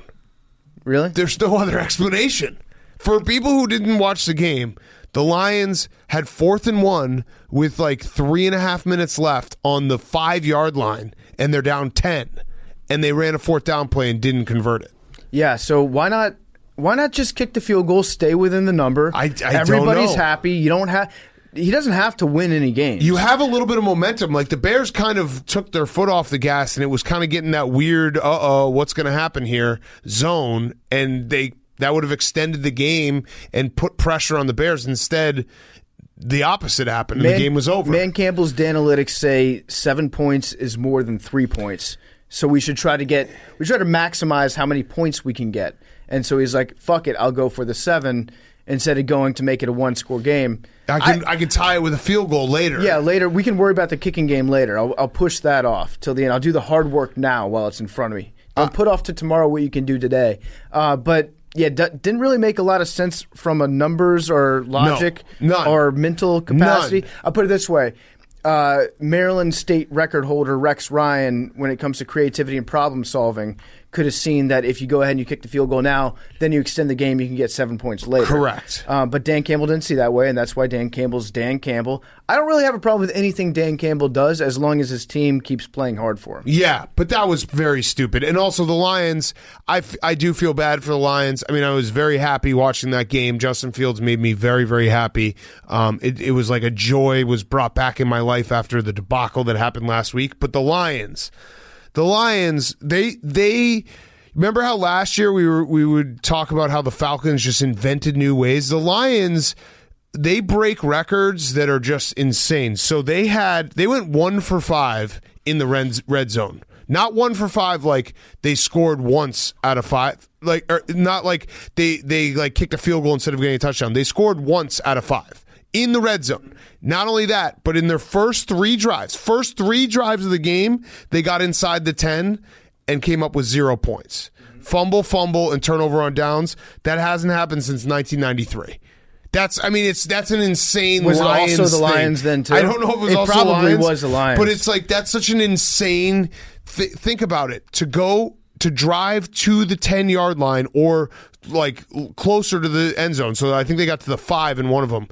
And come away with 0 points on your first 3 drives, that's really, really hard to do. There are only a few things I need to see out of the Lions in every game this year. One, keep Jared Goff healthy. Yep. Have him throw a couple touchdowns. Don't embarrass Jared out there. He's playing hard for you. 2, stay within the number. Didn't accomplish that today. And number 3, give me one cool highlight from Penei Sewell that I can watch during the week where he just like Jeff Schwartz can show us with his spoon. Yeah, I want to see Penei Sewell like absolutely smashing a linebacker through the crust of the earth. Yes. I want to see a cool highlight like that come out where I can be like, that is a cornerstone for the Detroit Lions for the future. Yes. All right. I'm looking at the Lions because we got to find them a win. Oh, man. Let's go win hunting. All right, let's go win hunting. Actually, I think at Vikings and at home against the Bengals, they could win one of those games. They could win at home against the Bengals. And they then, you could know what? win at home against the Eagles. The Eagles, and then even at the Steelers, they might. I don't know. Yeah, they'll get a win. They will get a win. The Lions will get a win. They had the Falcons later, and then they play the Packers week 17, who probably have already won the North because they always fucking win the North. Yeah, they'll get a win. I'm gonna say it right now. They'll get a win. I can't believe we're already in October. Yeah. So the Steelers going on the road to the Steelers. Dan Campbell feels like a guy that should have some sort of Pittsburgh connection. Yeah. Somewhere in his history. Yes. I know he's from Texas, but he definitely has like an uncle he used to visit in Pittsburgh that worked in the coal mines. Yes. But yeah, the Lions. I do feel bad for the Lions, but I'm a very happy boy today. But yeah, I feel bad for the Lions. All right, next up, Browns-Vikings, the game that the Red Zone channel forgot. We actually had this happen in like the third or fourth quarter. We're like, wait, is like there a delay or something in the Browns-Vikings game? Because they have not shown it for so long. It just stuck. And it was the craziest type of game because the Vikings marched down the field like 80 yards, 14-play drive to start the game, score 7, never scored again. And we just and then we saw that one moment where the Browns had like 15 plays from the 1-yard line. But it was, that was a stinker of a game. Two teams that know each other well because of their coaching staffs. It was a really bad game. Kirk Cousins, 20 of 38, 203 yards, 1 touchdown, 1 interception, a 9.9 QBR. Dude. Now, in terms of his interception that he threw, I actually think that the way that Cousins played today is almost a formula for how they can win against good teams down the line. Because the interception that he had was basically a punt. If he can just direct his interceptions downfield when he throws them and manage the game, the Vikings could have very easily won this game. I actually have a theory. I think maybe the Vikings are going to take the place of the Phillip Rivers San Diego Chargers. Because they've played 4 games now where they've all been kind of like low-key, this game sucked, but it was still a 1-score game. Thrillers, 1-score game, like could go either way. I think they might take the mantle for us. I think they might be the team that no matter where you think you are in the game, like it's always going to come down to the last possession, and either Kirk Cousins is going to be like trying to drive and get pass interference calls, or their defense is going to be trying to get off the field. Like they might have that ability, which we need that in the NFL. We need that one team where no matter what, come the witching hour, you can expect them to be like, all right, well, this game's a fucking toss-up. And they'll finish like 8-9 and be like, all right, well, they could have finished 14-3, or they could have finished 3-14. Yeah, I don't think they're going to get their skulls bashed in by too many teams, and they're probably not going to blow out any real bad teams either. The Browns, the way that they won today is how the Browns will continue to win, by chunting them to death. Well, I actually think it's not even the chunting, because there was a chunting today. Yeah, but I'm saying their defense is incredible. Yeah, right defense now. is really good. Their defense has given up 20 points in the last 10 quarters. But they're playing incredible football. If you can chunt on offense and then you can play the defense that they're playing, they're going to be able to beat most teams. Baker wasn't good. Controlling the clock. The best thing Baker did today was scrambling through the pocket. Baker probably took like 2 minutes off the clock himself, just running around the backfield trying not to get hit. He was not good. But I really do think that like the Browns defense is the way they've played the last 2 weeks, 2.5 weeks, and they're the classic team where it's like, hey, they can get pressure with 4 because they can. And they're. Did you see, by the way, that Myles Garrett like glitch play? Did you see last week where he teleported into the A gap? It was fucking insane. He's so fucking good. It looked like he was on ice skates. He started out on the outside. I think it was like lined up over the tackle. Yeah. And then he just teleported into the A gap. It was crazy. But yeah, I mean, Myles Garrett, like that defense is playing really, really good. And Baker was bad. He was bad. He was he did not have a good game. So if you get a even like B+ game from Baker, I feel like the Browns win this game easily. And if your jacked up punter doesn't think that he can run with the ball or try to throw a pass off a broken play, that's also a bonus. I think he had 7 punts today. I think there was just punts all over the place. Average 40 yards on 7 punts. Pretty good. Yeah. This let's go to actually a nice segue to a team that just didn't punt, which is the biggest flex of all time. The Chiefs didn't punt. The Chiefs didn't punt against the Eagles. Didn't they have a streak last year where they had like 10 quarters without a punt? It's insane. Like I guess it's just because of the teams I root for that I just can't comprehend it. But just imagine like going into a game and your punter just stand there like you're not coming in the game. It'd be sick. All I know is punts. My life is just punts. The Chiefs are always walking a fine line between cute and too cute. And today they found the very perfect balance. Patrick Mahomes, by the way, I think if you told him he only could throw the ball underhanded, he'd probably be like the 20th best quarterback in the league. So I wrote this down. That's going to go bad for them at some point. I'm excited for it. I'm calling my shot. Like on a Sunday night, Monday night game, they're going to do the shovel pass and someone's going to intercept it. Because it is like they did it twice today. They've been doing it a lot. They're trying to cute their way out of it. They are. So I think that's going to get blown up at some point, and everyone's going to be like, oh, look at them. They're trying to get too cute with it. So something's probably going to happen next Sunday because it's going to be Chiefs Bills versus Bills. So what Andy Reid's doing right now, he's putting this on film because he's going to run a variation of one of these plays. He's going to do that and then do like a little loop-de-loo and then throw a fucking touchdown blindfolded to Travis Kelce, and then Tyreek Hill's going to do a flip, and the Chiefs are going to be awesome. Well, what they did today was they had Travis Kelce pretend that he didn't know what was going on with the play and like put his hands up in the air like, I can't understand what's going on. And then they snapped the ball and he ran out into his route and it was perfect. And Andy Reid was just back there like holding his fingers together like Montgomery Burns or a mad scientist, like perfect. Andy Reid got his 100th win as a Chief. Second team that he got it with. Only coach to ever do that. Yep. 100 wins with 2 different franchises. Also Patrick Mahomes' 50th start, 40 wins. Pretty good. That's fucking insane. 50th start, 40 wins. Poor Nick Sirianni, dude.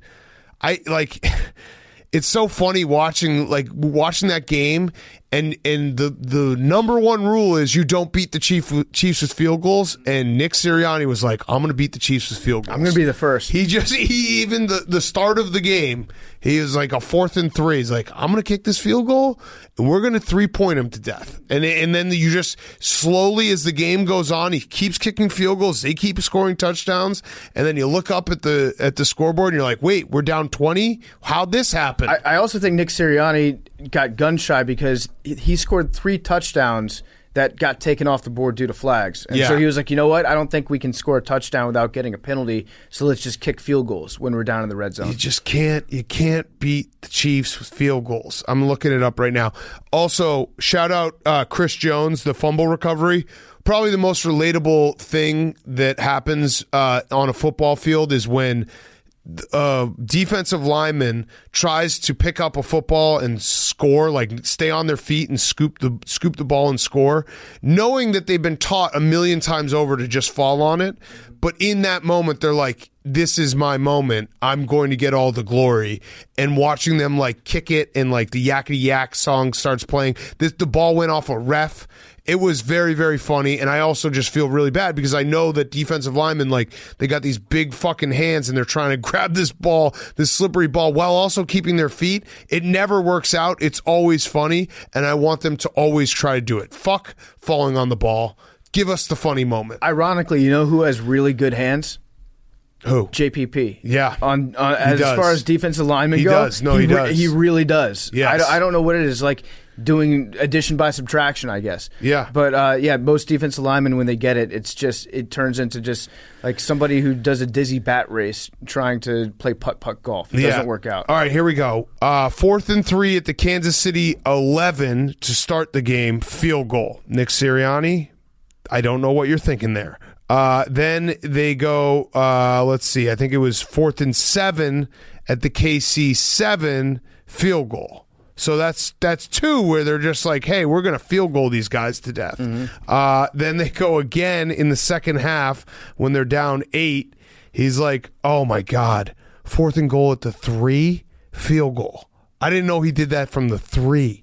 So, he really did. That was in the second half. He really did try to field goal them. He tried to beat them with field goals. Well, let's see. How many field goals would it have taken to beat the Chiefs today? How many points do the Chiefs have? 42. 42. What's 42, Billy? Quick. 30. 42 divided by 3. 14. 14 field goals. 14 field 15 goals. 15 to win. 14 to tie. So he was close. Good strategy. He was close. Oh my God. He changed, I think, from a pink highlighter to a red one today. That he sticks in his visor. I think actually next week I'm going to call it right now. The Bucs, the Eagles at the Eagles at the Panthers. That might be a like loser leaves town game because it feels like if the Panthers lose at home to the Eagles, they are not for real. Yeah, it's an argue for real game. Yeah, and if the Eagles end up being 1-4 after starting 1-0, like it's over. Who's favored in that game? Let's play a guess whose line it is anyway. I'm going to say Panthers by 2.5. I'm going to say Panthers by 3.5. Hank, thoughts? Whose line is it anyway? Guess whose line is it anyway? Panthers 1.5. 1.5. Are you looking it up? Yeah. Okay. Tell us. Ooh, this is my favorite game. I hope it's not in the Vegas zone. Please don't. Panthers -4. Whoa! 4. I won. 1-0 me. Wow. 4. Okay.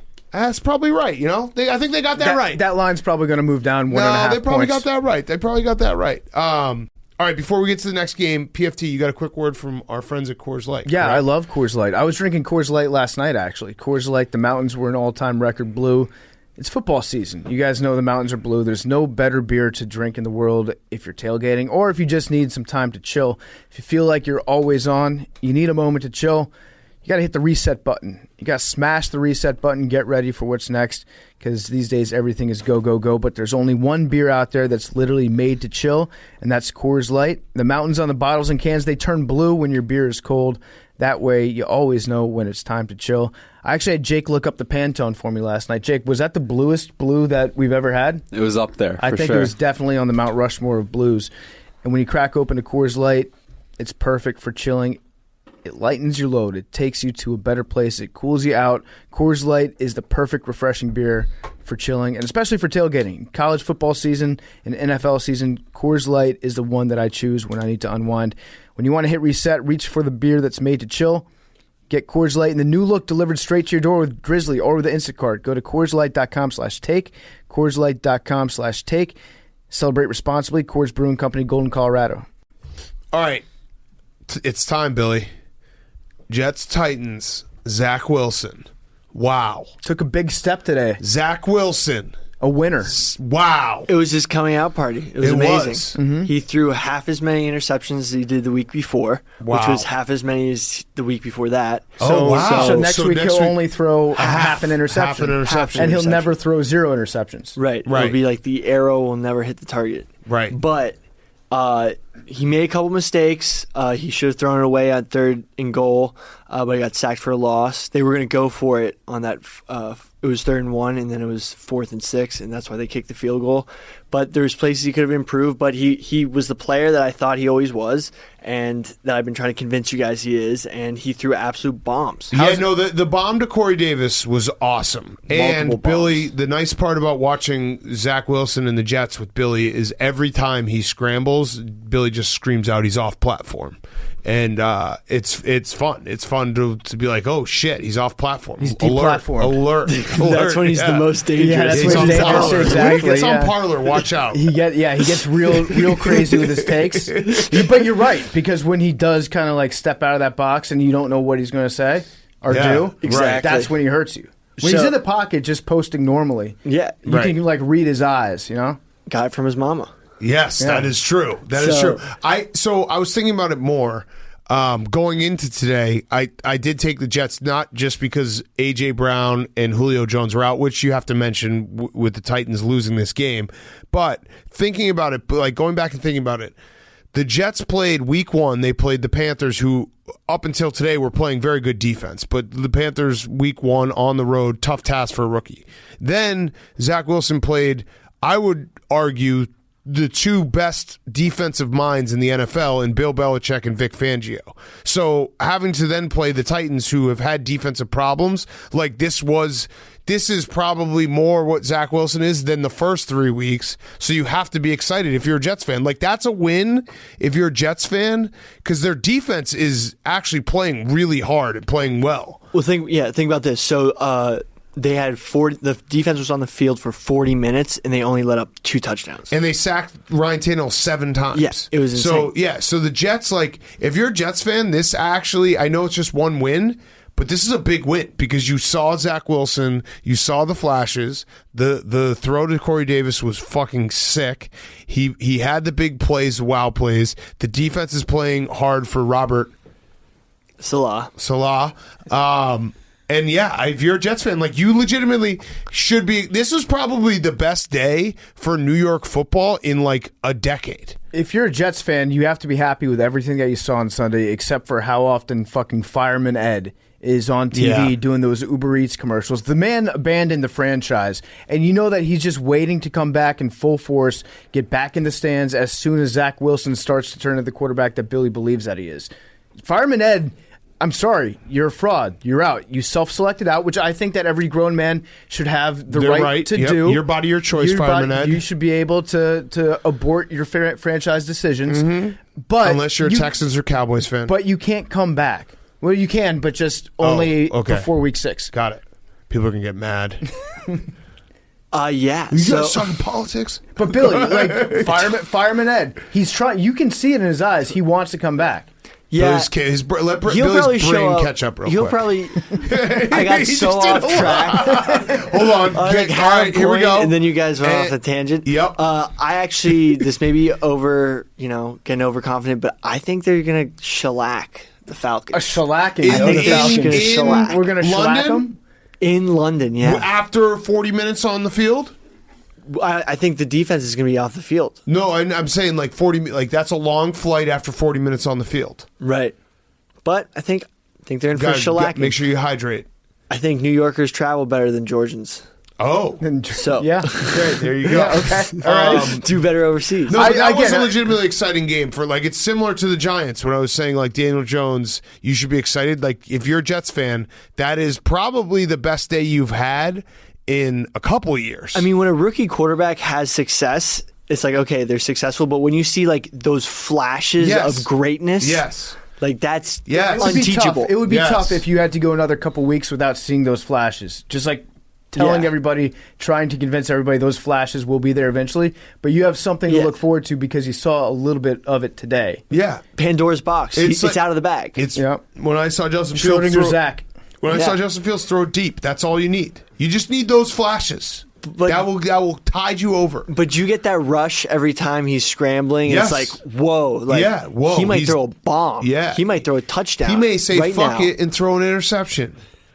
Yeah, but it's growing pains. Right. Yeah. Exactly. Something exciting's going to happen. Yes, Billy. I actually completely agree. It is an awesome feeling to have. Because it doesn't if you're used to rooting for a team that can't go vertical, and then now all of a sudden oh fuck, what are we about to do? Bombs. It's an awesome feeling. Yes, bombs. It really there were bombs. I was disappointed in Fat Randy though.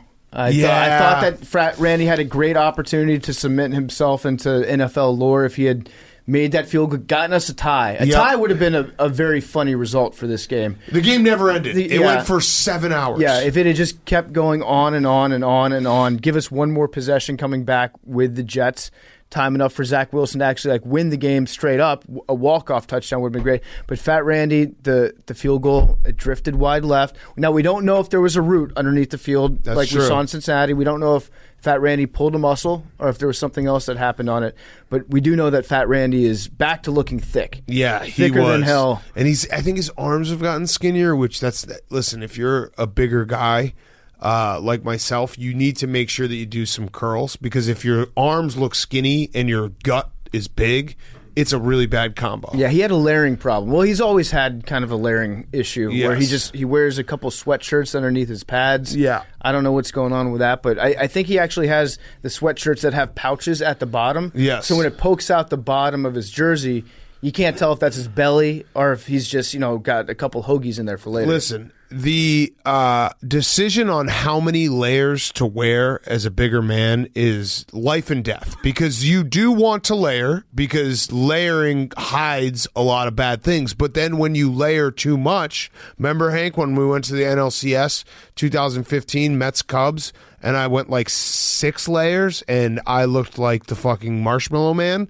That can happen very quickly. So you have to find that perfect spot of 1, 2 layers, maybe a third, maybe throw on a vest, maybe, but you very quickly can go over the line and just be a blimp. It also doesn't help that he was being compared to Matt Amendola in the same game, and Matt Amendola is one of the new generation of kickers that grew up with a lot of mirrors in their house. He's train spotting. Yeah, well, he's skinny, but he's also jacked as hell. Yeah. He's definitely gone to the Steve Weatherford, what was it, arms? Yeah, pumping. 30 arm zero or whatever his Yes. workout regimen was. It's tough to have the side-by-side shots of you with that guy. You need a dude that's more along the lines of the Sebastian Janikowski used to be compared to. They don't need this. The kickers, you know how they had the revolution in golf when golfers all went from fat, Tiger basically changed it. Golfers all went from fat guys and just John Daly types or guys that just look like they've never been in a gym. They just fucking hit golf balls to, we're athletes. We go to the gym all the time. Rory McIlroy, when he off season one year just put on 20 pounds of muscle.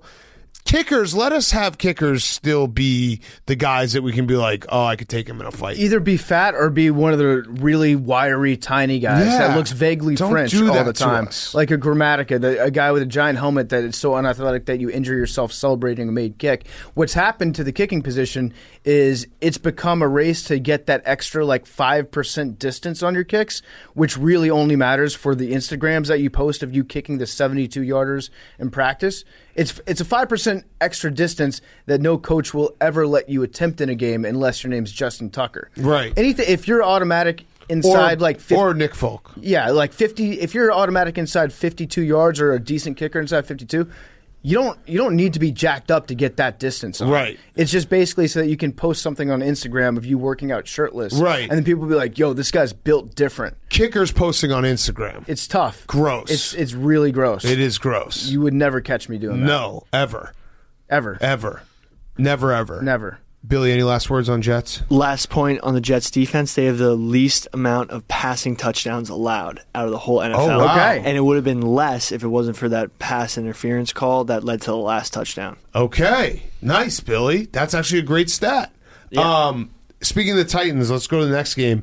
I think the Colts are going to probably win the AFC South, and I'm going to have to sweat out this pinky bet. I don't think so. I think do. You're think so. basing that off a win against No, the Dolphins stink. No, I know, but the Colts, I think the Colts are better than they've looked, and today they finally looked halfway decent, and they're going to start rounding into shape. I think this was a Colts desperation game. We have to get a win. The Dolphins stink. I think the Dolphins might officially stink. I think this is like Brian Flores might be one of those coaches that you have that 1 or 2 seasons on the way up where everyone's like, damn, he's an awesome coach. And then if you don't take the next step, it can unravel pretty quickly. Flores is going to go back to New England. It's bad though. Like they don't look like a very good team. I guess they fought hard against the Raiders last week, but him and Matt Patricia are just going to be standing around whatever cauldron Belichick has in the back room, just cooking up weird defensive schemes. Yep. Flores, he doesn't feel like a head coach that's.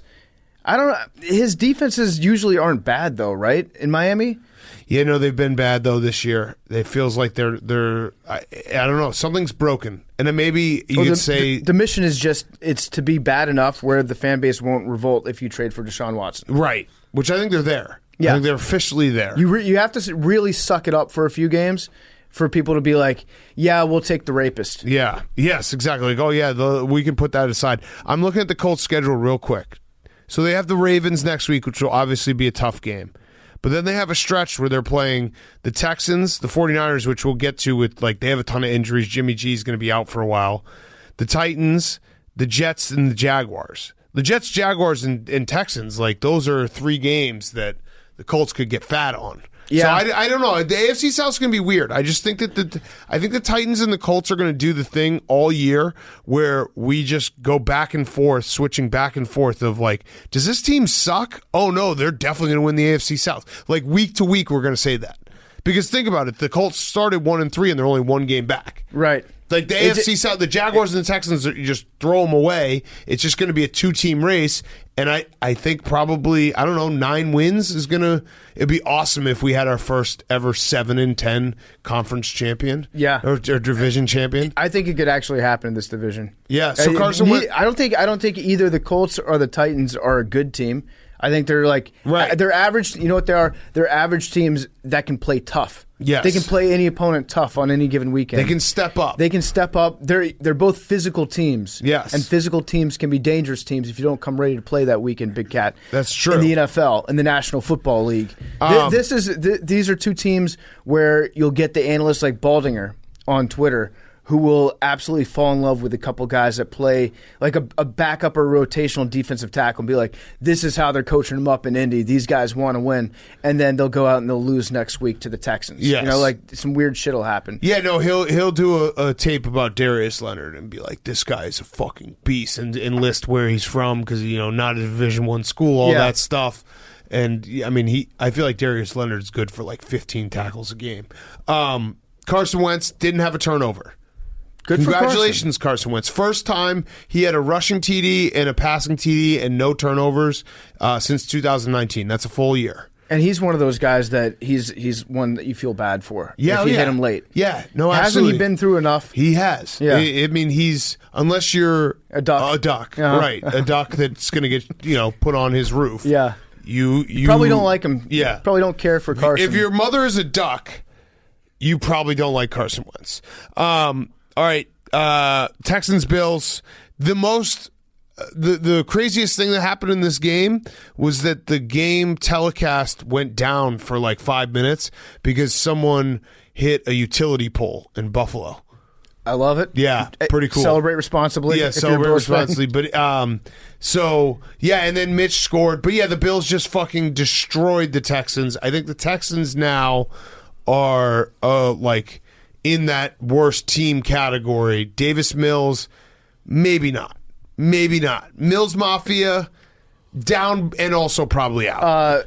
0.8 QBR today. I need some of those stats about Davis Mills. If Davis Mills had if he had punted left-footed every single play, would his QBR have been higher? I need to know just how bad things got for Davis Mills. 87 yards, 4.1 yards per completion, which I think that's worse than the 4 interceptions. If you're going to have 4 interceptions, you need to at least be bombing it out a little bit. Yeah. But this was, to the Buffalo Bills' credit, this is a game that they were supposed to win by 30 points, and they won it by 40. Yeah, no, the Bills are rounding into fine form. Yeah, the Bills are, next week is going to be a great test of where the Bills really are, but they fucking killed the Texans. It was never in doubt. Even Mitch got a touchdown. Shout out Mitch, MVP. But yeah, they destroyed the Texans. I still there's always one or two games that just fucks me up for the entire season. The Steelers-Bills game week 1 is going to fuck me up for the entire season. I'm never going to get over that mentally. I don't know. And it's going to make me think the Bills have issues that they don't have and make me think the Steelers are better than they are and they're total garbage. So that game will change. They always say in gambling, you have to kind of readjust and change how you think of teams week to week. I cannot do that. I still don't understand how the Steelers beat the Bills. Is there a way that we can take the replay of that game off the internet and actually put it on film and then burn that film? That would be great. Because personally, it would help me visualize it and be able to get over it. I don't know if there's a conversion service where we can do that, but we should look into it. But the Bills are. I'm so excited for next Sunday night because the Bills. If the Bills win, obviously it's still all regular season. Who the fuck knows? But if the Bills win in Kansas City next Sunday night, they are the prohibitive favorites to win the AFC Championship. I also like the fact that they shut them out. Yes. And that they scored 21 points in the fourth quarter. I love it when people interview the defensive coordinator after the game, and the defensive coordinator goes, yeah, that was a point of pride for us this week to shut them out. We talked about it all week. We just wanted to be prideful in the way that we went about our business today. So I like the Bills' defense. What do you think the over-under is going to be in Bills-Chiefs? Guess the line. Guess the whose spread. line is it anyway? I'm going to say... Wait, Bill, ask Billy. Billy, are these two teams that could put up numbies? Huge numbies. Yeah. Okay, so 57.5. Shout out Dave for numbies. Are you taking the over or the under on the 57.5?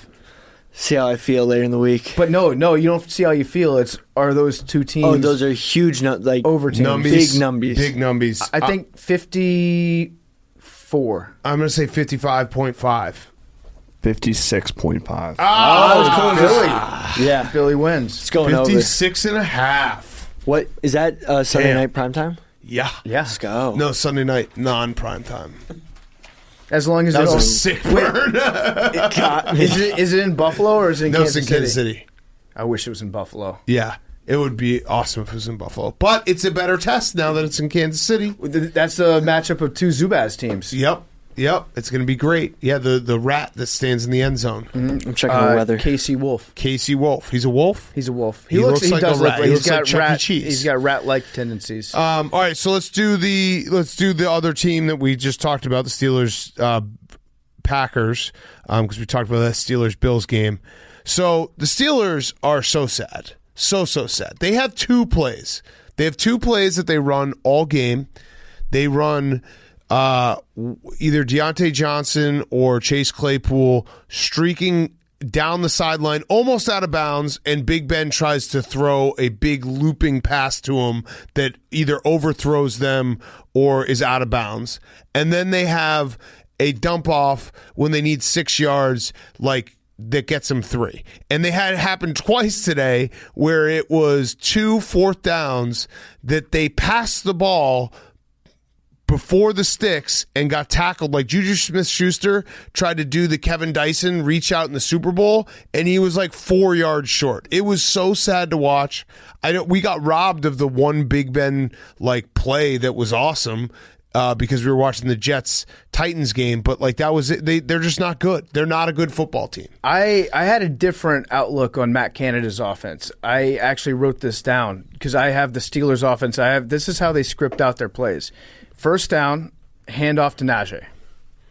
Second down, pass to Najee for the exact same amount of yards that he got you on first down, but negative in the backfield. Mm-hmm. So you're back to 3rd and 10. And then third down, throw 2 yards short of the sticks, and then punt. But they do the long pass. That's once they get down by double digits. Yes. Then they'll throw a long pass to Johnson that sometimes it'll also land like 7 yards inbounds, too far inbounds for them to catch. But it's always that same pass where it's one guy running down the sideline, and Big Ben loves that throw. He did hit it for a touchdown, so that happened, and I think the Packers are very good. I really do. Yeah. I unfortunately think the Packers, again, similar to what we just said with the Steelers-Bills, that Packers-Saints game will be like for the rest of the season, because I think the Packers are going to just go on a tear, and I mean their offense is very hard to stop, and they play just enough defense that they're a really good team, and it fucking hurts me to say, and I hate Aaron Rodgers,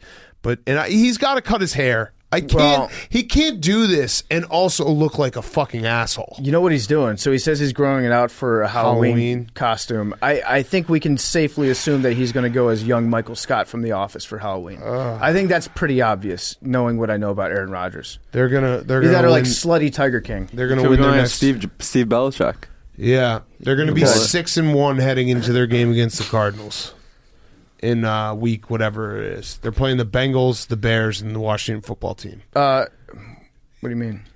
They're going to be 6-1. They're going to beat the Washington football team. They're going to beat the Bears. That's they're going to beat correct. the Bengals. They're a good football team, and and Aaron Rodgers is going to.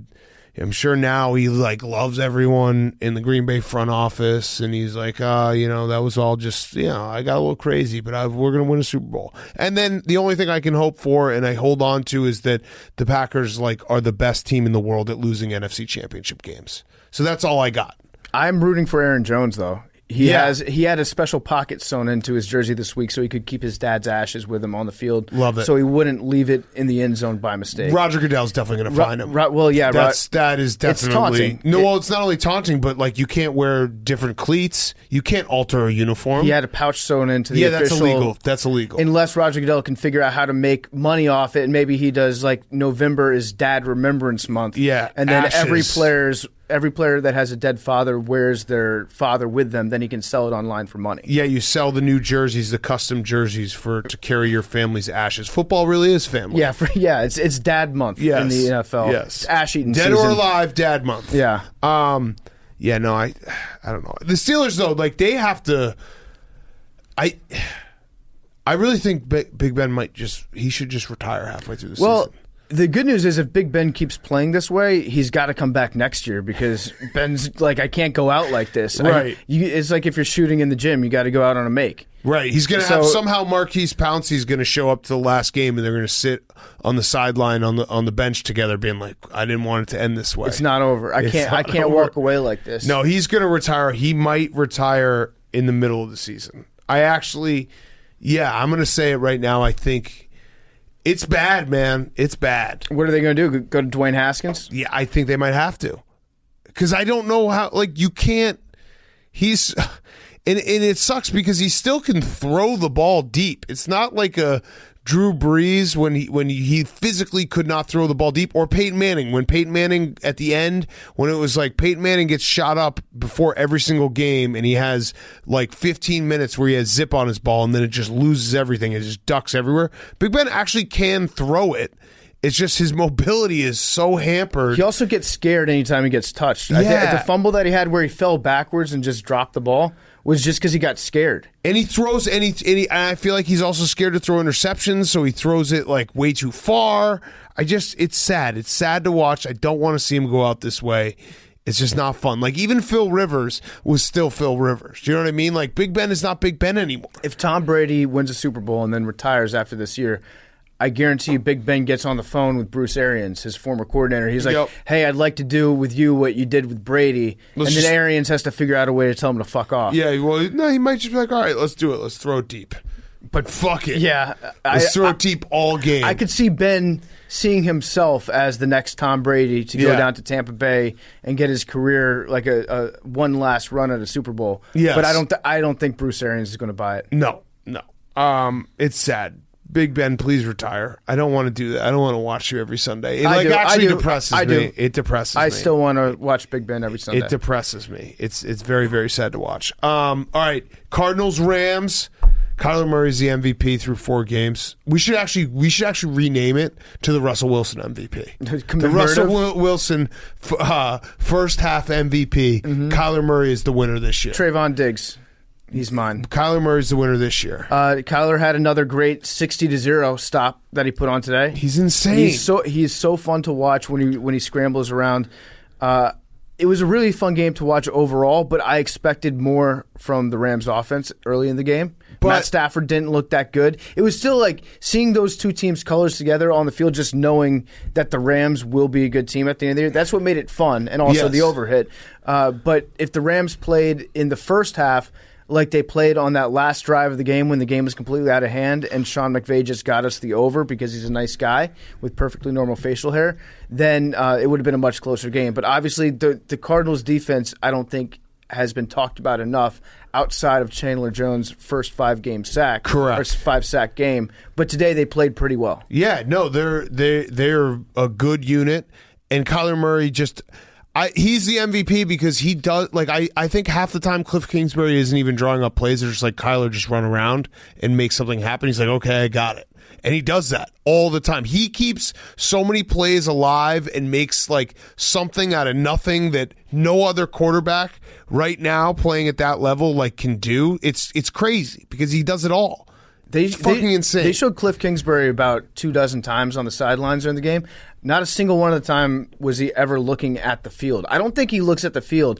He looks like he's just at a club high-fiving his friends that are passing by. He's just like chatting up his team, being like, hey, man, what's going on? He should have a vodka soda in his hands when he's on the sideline because he had the sunglasses on indoors, which, what the fuck, man? That's like I don't think he's a vodka soda guy. I think he's like a tequila on the rocks because he's like, you know, he's keto and he does a CrossFit gym. Maybe that's the type of guy that he is. He's like, I just got into this the agave or whatever the fuck it's called. Like, it's got the lowest cals. Mezcal, smoky. Yeah. I could see him doing just straight up sugar-free Red Bull and vodka. Yeah. No ice. No ice because you get more. You get more of the Red Bull. No, that's college Cliff. He's got money now. He lives in a nice fucking house in Scottsdale with the white leather. He's got to impress people, he's got to drink. He's got to drink Christopher Moltisani's tequila. Or this is Clooney brought this tequila by for tequila, me. Right? Exactly. I was happy to see. This is gonna sound weird. I was happy to see the Rams play poorly, knowing that like letdown games can still happen in the pros. It feels good. It feels good to know that like they really did think they won the Super Bowl last week, and they were riding high. And to see, like, it gives you a little sense of, like, I know how the world works, that a team that wins a big fucking game is going to probably suck the next week. It felt good to have that normalcy. Also, Breakfast Club update, not so good. So, Cooper Kupp had 13 targets. The next most targeted receiver had 6. So, Matt Stafford, is he now forcing it to his best friend who he eats breakfast with every day? Okay, so who's number 2 on that? There was a couple guys with 6. But 13-6 is significant. It's still a lot. And Cooper Kupp only had 5 catches out of those 13 targets. I think the offense is going to be fine in the long term. We're not talking that much about how the Rams lost their running back before the season even started, and we just all assume because of the track record that they've had recently that they can just put whoever in there. And I think people talked about it. I mean, they went 3-0, and everyone said that they were the greatest team in the world. So they got. You know what I mean? Like, you can't. I don't think they can't then be like injuries because they lost the game. I don't think they have I don't think that they have a balanced offense, though. Well, I know that Matt Stafford didn't look good today, so it's like everyone was talking. I mean, everyone wants the Rams to be this great story, and Matt Stafford, and I do too. But you have to at least call it out when it didn't look good, and it didn't look good today. So I think that's fair. You can't then be like injuries because the first 3 weeks, you agree, like everyone in national media was like, the Rams are the greatest thing ever. Matt Stafford, this is incredible. I think he's going to be a Hall of Famer, so I'm guilty as well. So when they lay a dud, and they laid a dud today, They don't get to then. They ran the ball actually very well today. 23 rushes for 121 yards. But they split it up. Darrell Henderson. Darrell Henderson ran it the most. 14. Yeah. 14 attempts. They've been fine. I think the Cardinals are just playing really, really good football right now. And they've got a little chip on their shoulder. They got something to prove. So Kyler Murray's my Russell Wilson MVP. Count it. I like the Cardinals, but there's something about them that it's their uniforms. They're not letting me buy in entirely. It's the Arizona Cardinals. It's the Arizona Cardinals, but even still, I feel like what we saw out of the Cardinals in the last couple of years, especially like last year when it was supposed to be Cliff Kingsbury's offense is about to take over the entire NFL, and it didn't immediately do it. I have a very fine amount of patience when it comes to like having my expectations set that high for an offense. When it doesn't fulfill it in year one, then I just like shut it off, and I'm like, Kingsbury's a fraud. Well, it's not even not that. Mr. Offensive Guru. And now this year, their offense is just like switching to an entirely new gear where Kyler Murray looks like, as you said, he's the first half MVP. I was not prepared for the offense to take that big a step up. So mentally, I'm still in the middle of last year with these Arizona Cardinals. It's not even that. It's as simple as this. It's a visualization thing. The Arizona Cardinals wearing their road whites, playing in Green Bay, playing in New York, playing in Dallas, playing in in New Orleans, they don't win those games. They just don't. That's a visual thing. That's why you don't trust the Cardinals, and I agree with you. Like if you think about, if you flash forward right now, and it is the last week of January, and the Arizona Cardinals are going to Green Bay. Come on. Are the Cardinals? Come on. Are they? That just doesn't make sense in my brain. That's some teams just you don't make sense of them winning a big game on the road in a playoff environment in the cold. The Cardinals are borderline candy ass, not necessarily with their uniforms, which are sometimes candy ass, but just as a franchise, they've got kind of a candy ass vibe to them. Wait, is Larry Fitzgerald still playing? Nope. Did he retire? I think low key. He's out. He's sneaky retired. Wait. I just thought of that. He's going to be a senator. He's a free agent. What? So he didn't retire. Larry Fitzgerald. I just thought of retired. This. That's fucking crazy. Did you think about that? He has not announced he is retiring. He doesn't feel the urge to play right now. So that's retired. That might also mean that he's going to come back for the playoffs, or he's waiting for the right opportunity. Yeah. So what would that be if he was going to come back later on this season? The Arizona Cardinals. Would be the right opportunity. No, but I mean, like later on this season, when's the last that you can come back? It's like early November. Be honest, poll in this room. Has anyone thought of Larry Fitzgerald this year? I have not until right now. I've thought of him. When? A couple weeks ago. Just casually? Yeah, I was like, where's Larry Fitzgerald? Is he still playing? There was no big, announcement of his retirement. Nothing. Or literally nothing until right this second that I thought, it popped in my head. That you know when I what thought about him? It was when they were playing the Vikings, and they showed a picture of him as a kid, as a ball boy for the Minnesota Vikings. Yeah, but that's crazy. Did he play last year? Yeah, pretty sure. Fuck, Larry Fitzgerald, you deserve a retirement, dude. What are you doing? All right. I don't know why I just thought of Larry Fitzgerald, but where the fuck is he? He'll be back. Did he get hurt last year? I don't know. No, he didn't. But AJ Green, I guess, took his spot. Oh, you think he got? This is also 1:30 in the morning, little time check. So I'm just thinking of Larry Fitzgerald. I do think that he's going to come back later on this year, and play on the Cardinals. Play on the Cardinals, yeah. Especially if there's an injury. He play as tight end. That'd be sick. With that ass. I always wonder. Definitely with that ass. That's a blocking ass. He can block. I'm saying not that tight. He's got a dumper on him. Got it. All right. Seahawks, Niners. Seahawks flipped it. They flipped it on everyone. They didn't score in the first half, and then they scored 7 in the first half, and then they went bazinga in the second half. I don't really know how to judge this game because Jimmy Garoppolo got hurt and Robbie Gould got hurt, and there's nothing more hilarious than a kicker who's not a kicker having to kick. So it was the punter kicking and then Kyle Juszczyk holding, which is just a hilarious thing to watch. And it was very clear it wasn't going to work. And then Trey Lance going from playing one game last year in FCS to being thrown in an NFL game, not as a gimmick quarterback, but hey, you actually have to play this entire second half. That has to be the biggest mind fuck of all time. Yeah, when he passes, he reminds me of how Cap used to be on a bad day.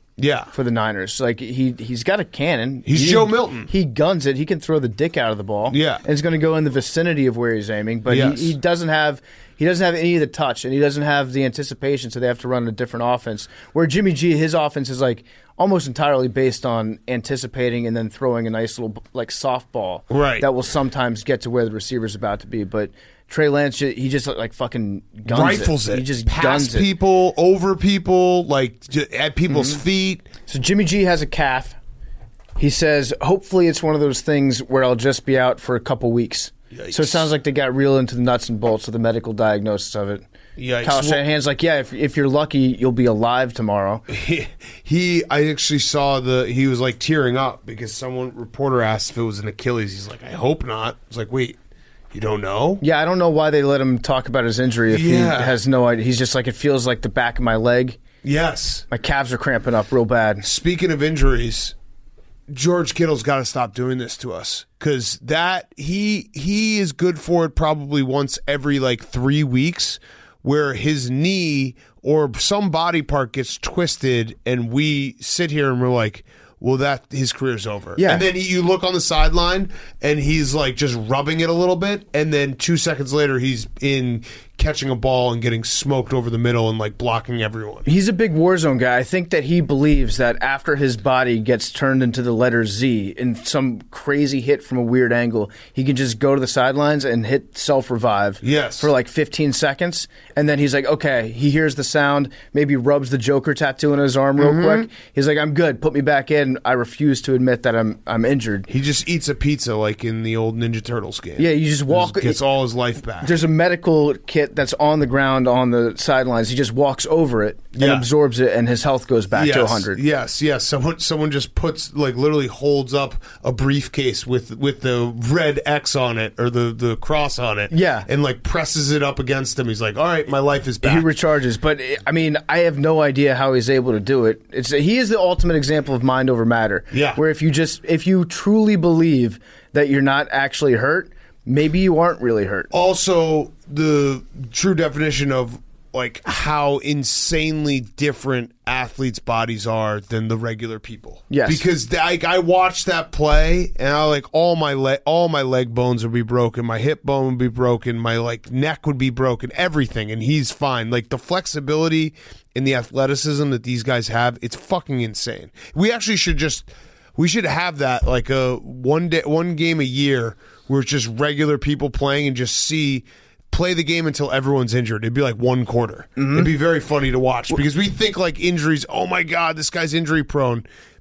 Any of us go out there, we'd be injured in 2 seconds. Well, yeah, the caveat is it would have to be all of us that take turns going out on the field against other NFL players and just getting absolutely destroyed. Injured. Like pro versus Joes, not pros, like one of us versus an entire team of pros. If you had to go out there and play... it's 136. Pros versus Joe. Joe. You'd... what would you say, like, maybe 5 snaps before you get an injury? Pre-game warm-ups. Yeah. It depends on what snaps. Yeah, it depends. But, like, you... with the caveat that you have to be involved in the action. Yeah, so maybe 3? Half a play. 3, I could maybe... Before the whistle is blown at the end of the play on play 1... I'm getting at least 2 discs ruptured. Yeah, I'm just hoping that like I would fall correctly for the first one, and then the second one maybe it's a false start, and then the third one I'd break my neck. I think if you let me kick off, I could kick off without getting hurt. And then run off the field? Yeah, like the dog? Like the dog. Yeah, I would take R.I.P. I would pick that up dog at Boise. Fuck, dude. Yeah. No, he did. Yeah. Dude, what? Well, there's a new one. You almost had joy that you were able to tell me that. Yeah, I have joy. My dog's literally dying right now. I'm sorry. I mean, I'm serious. So yes, I have no joy telling you that the Boise dog died. That's not fair. That's not fair. What you just did. What? That's not fair. But it's the truth. I have no joy in that. It happened like 5 months ago. It's sad. I remember I used my dog just died on like a complaint to Jeff D'Lo on the dozen. That was a big mistake. That was a big mistake. I could have kept that in my back pocket. It's like using the "Please God help us score a touchdown" in the preseason. Yes. The what's her name? Alucard. Was he on the team?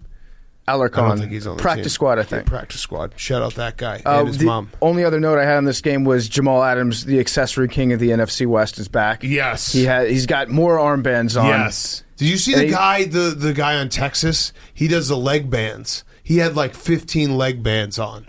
The little tiny ones. Hilarious. Yeah. Maybe it's the Texas thing. You have to be good to pull that off. You have to be very good. Because if you're bad and you try to do it, then that just makes it easier for the coaches to cut you. People, yeah. Who's the armband guy? Yeah, he's out of here. People will clown you. All right, Ravens Broncos to wrap it up. Hollywood Brown gets his nickname back for 1 week. No. Yeah. No. Why? No. Because he played well because we took his name away. Yeah, but I think he heard us. Back. It's a motivational tactic for him that if he doesn't have the nickname, he's always in a state of trying to earn it back. But you got to give it back, and then we got to take it away. It's just a back and forth. Tell you what, let's give it back to him during the week.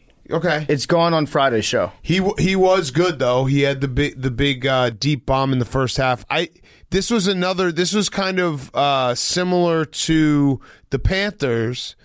The Broncos, I think, are okay. I think their defense is good. Obviously, Teddy Bridgewater got hurt, but he was playing poorly before he got hurt. The Broncos have played no one. And then the Ravens are a legit team, so you saw them have to step up in class, and the Ravens kind of were able to control the whole thing. And then we got to see Drew Lock, which was nice. Yeah, I guess it was nice. Yeah, I mean, he's not... It was lovely to see him able to play football still. Yeah, out there. Throwing a pick. In the same way where you see like a friend from high school for the first time in 10 years. It's like, oh, hey, what's up, man? They did How are you doing? They did a little intro of him dancing on the sideline, like on the broadcast. That was cool. Lamar, by the way, second 300-yard game in his career. Okay. So there it is. Good job, Lamar. He's got 2 now. Also, John Harbaugh kept the streak alive at the end of the game to get another consecutive game where the Ravens have 100 yards rushing. Oh, so nice. I forget how many what the streak's at right now, but they've got, what is it? Harbaugh admitted after the game, he's like, yeah, that's why even though the game was well in hand, we continued to run the football in the fourth quarter on that final possession just to keep that streak going. King of streaks. Preseason streaks. Yep. John Harbaugh knows all the weird streaks that you talk about in the comment section. He's like Tim Kirchin. I think he's a commenter. Yeah. I think that if you search far enough, he's probably like on Pro Football Focus, like in the comment section. They're digging around for the real deep shit. 102 yards. 102 yards, Ravens streak, rushing. Also, Le'Veon Bell still in the NFL. Yep. When someone said that today, they're like, Le'Veon Bell's going to play today. I was like, for who? Yeah. Yeah, like what? Le'Veon Bell was on the practice squad this year. Le'Veon Bell has been in the league for, 7 years? Actually, something tells me that Le'Veon Bell is one of those guys, when you guess how old he is, you think he's 33, and he's probably like 27. Well, running backs, that never counts for running backs. You can never do that with running backs because they're always younger. Jake, can you look that up, see how old Le'Veon Bell is? He's 28, 29. Like running backs... 29. Yeah, 29. 29. Yeah, that makes sense. He's just... Running backs age very differently. Oh, shit. It was 43 games in a row, the Ravens streak of having a 100-yard rushing game. That ties the NFL record. So next week... Oh, okay. Harbaugh's so then it definitely was, going to break it. So then that makes sense that he really wanted to keep that alive because you're that close. Because otherwise, you'd be like, dude, what are you doing? Who cares? Like that doesn't. But John Harbaugh, like the Harbaughs, definitely think in the back of their minds John Harbaugh is advanced analytically, clearly.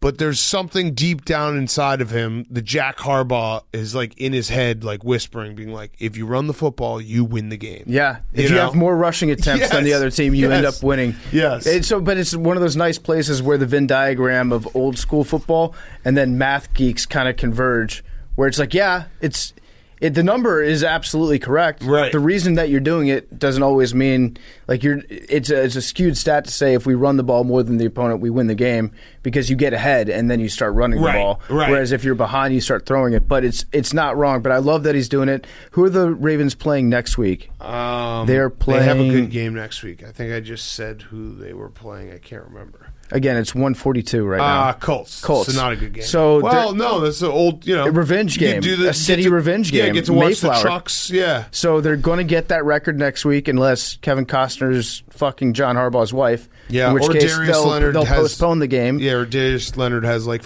50 tackles instead of his usual 28. They don't go on the road again until November 11th. Wow, that's a little quirk. I like that, Jake. Oh, it's going to be a Monday Night Football game against the Colts. Games and a bye. Monday Night Football game against the Colts. They're going to play the Mayflower clip. No, and they're also going to do. They might do an animation of it. Yes, which will be so cool. Yep. And then it will be like the two franchises since. Yep. Oh yes, as the trucks go like this truck went past the Super Bowl line, and then this one. Oh, that's going to be fun. That's going to be really good fun. All right. Great week 4 though. Awesome witching hour. Late games weren't that great, but overall, I would say 4 out of 5 balls. Well, yeah, 4 out of 5 balls is pretty good. My team won. Your team won. Billy, your team won. My team won. Hank? No. Morally, it was a statement loss. Hank, where would you power rank your team in this room? This is uncharted territory. 1. I guess 1. The Patriots are better than the Bears, the Jets, and the Washington football team without a doubt. Without a doubt. Without a doubt. If we played next week, the Patriots would be favored. Against all of us. Mm-hmm. Okay. Am I wrong? Maybe not the Washington football team. Probably the Bears and the Jets. I think the Patriots are probably better than the Bears. I think they're better than the football team. If I'm being honest, their defense, if you give me the truth serum. If they fix their defense. Yeah. I guess you guys know. But I mean, if they fix their defense. No. Yeah, if you fix your defense. Yeah. And also, Zach Wilson, when he gets to play Bill Belichick the second time, watch out, right, Billy? Jake set a reminder.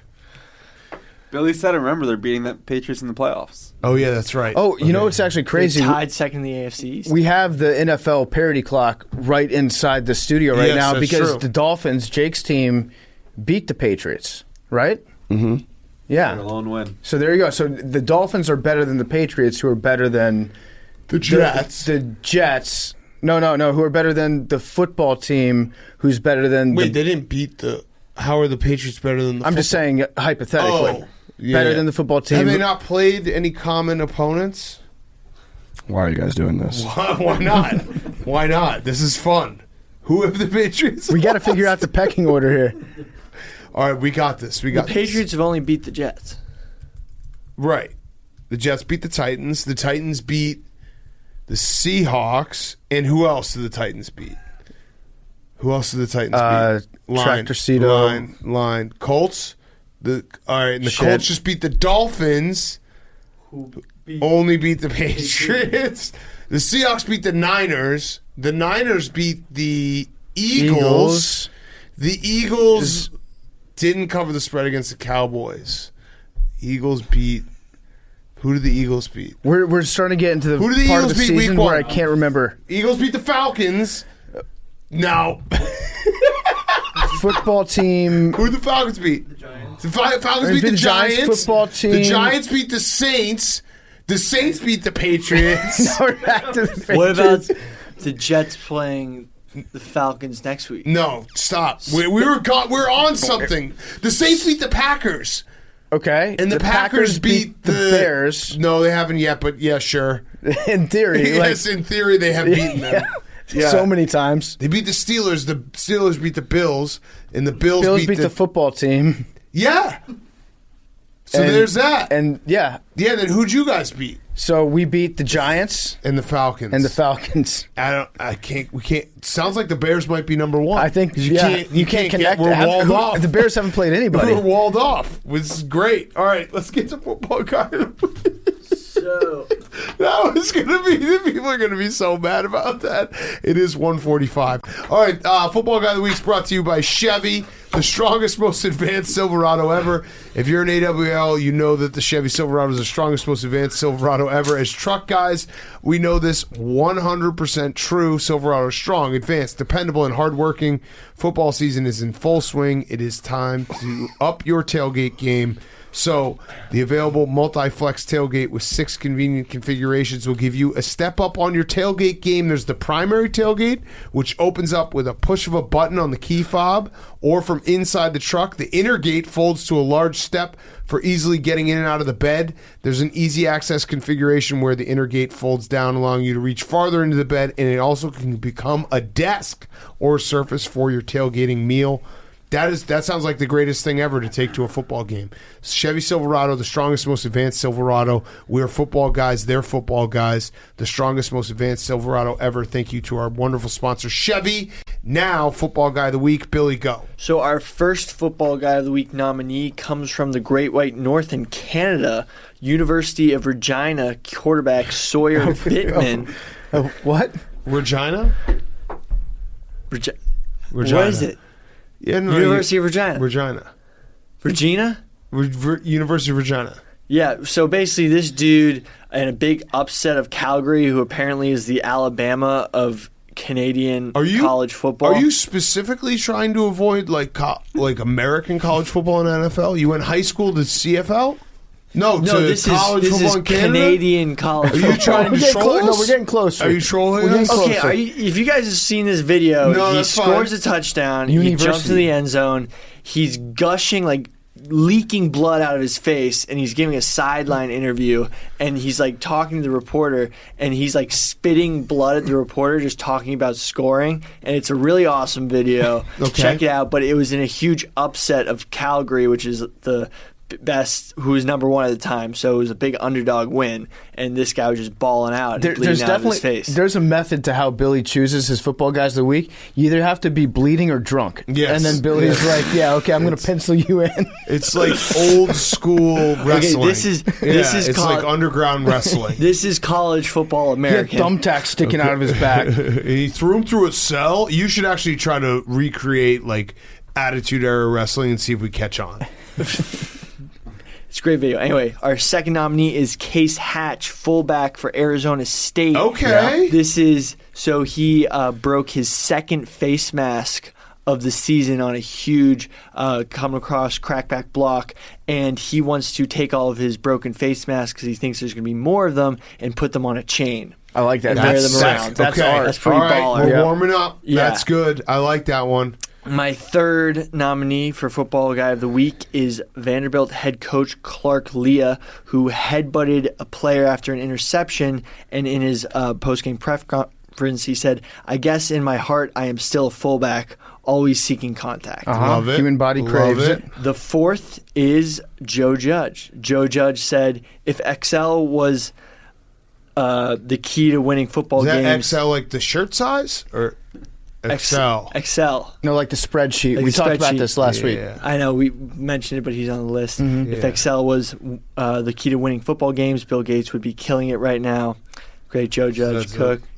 He also he put it on the books. Didn't he say like he's not afraid to go for it? I don't live in a place of fear. Exactly. I like that. I like when football coaches get real introspective. Joe Judge is the type of football guy right now where he, like, if he could just get everyone to buy in, like maybe 115%, they could win a Super Bowl. But more than likely than not, they're all going to be like, you fucking suck, dude. I'm done running laps. You're fired. Well, almost the problem is the more he pushes to try to get above the 110% that he demands, the more he'll probably end up alienating some of his good players. But also at the same time, the more Dave Gettleman will love him. Yeah. And be like, I'm glad that you're making your team hate you. Yes. That's how I know you're a great hire, because you're a real old school football guy. He's oh, man. Quick shout out to last week's winner, Connor Davis, the Poplarville offensive lineman with the stack of pancakes. He won Wait, why was he eating pancakes? because he likes pancake blocks. Wait, 'Cause he's but an offensive does he lineman. eat the pancakes? He likes to eat pancakes as well, according to his photo. But does he eat them? I think when he has a bunch of pancake blocks. And he also does them. He does them. He eats them. And what does doing them mean? Hank is going to kill me. All right, let's wrap up with who's back in the week. I vote for the Arizona State fullback. Me too. Cash App, who's back of the week, brought to you by Cash App. Cash App is back. The stock market is back. Investing through Cash App is back. Buying and sell Bitcoin is back. Download the Cash App, enter the referral code Barstool. You receive $10, and they will now send $10 to ASPCA when you download the Cash App from the App Store or Google Play Store today. Okay, Hank, who's back of the week to wrap us up? My back of the week is baseball. All right. Crazy weekend in baseball. Yeah. There was a lot on the line for a lot of games. There was a chaos scenario that could have unfolded today in the AL with the wild card and there being a tiebreaker. But it worked out where the Red Sox and the Yankees both won, kind of dramatically. The Yankees won in a walk-off. The Red Sox won on a go-ahead home run in the top of the ninth.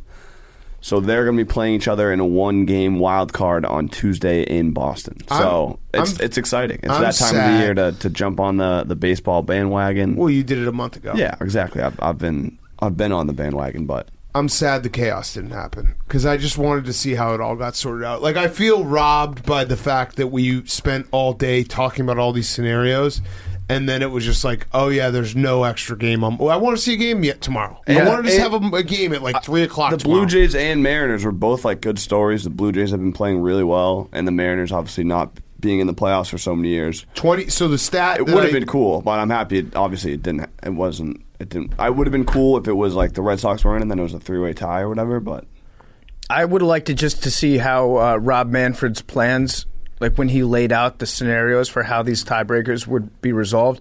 I would want to see a scenario where it ended up that they ended up having to play like a doubleheader starting at 10:30 a.m. Yes. Because this was the one scenario, the nightmare scenario for the league office. I wanted to see his decisions get exploited to their fullest extent. But, I mean, Yankees, Red Sox, good for baseball. Yeah, it is good for baseball. Hank, how are you feeling? Are you fully, like, what will happen if they lose?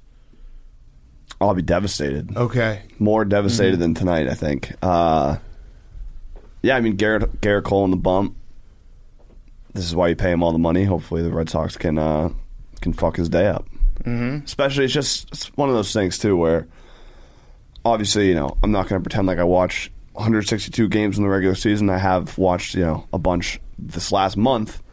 But the added factor of, Jake Marsh and all the other Yankee fuckhead fans that we have to deal with and see and interact with every day. Oh, wow. Fuckheads. It means more. Jake Marsh is a real fuckhead. Yeah.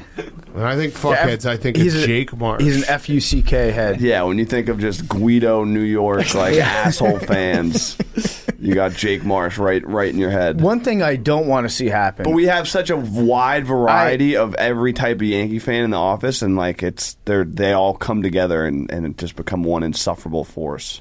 Yeah. Do we really have a wide variety? Yeah, of like them? Marty Mush is the, I'm a Yankees fan, and then that's your big Tommy cat and greeting you after you play golf. Like that. Yeah.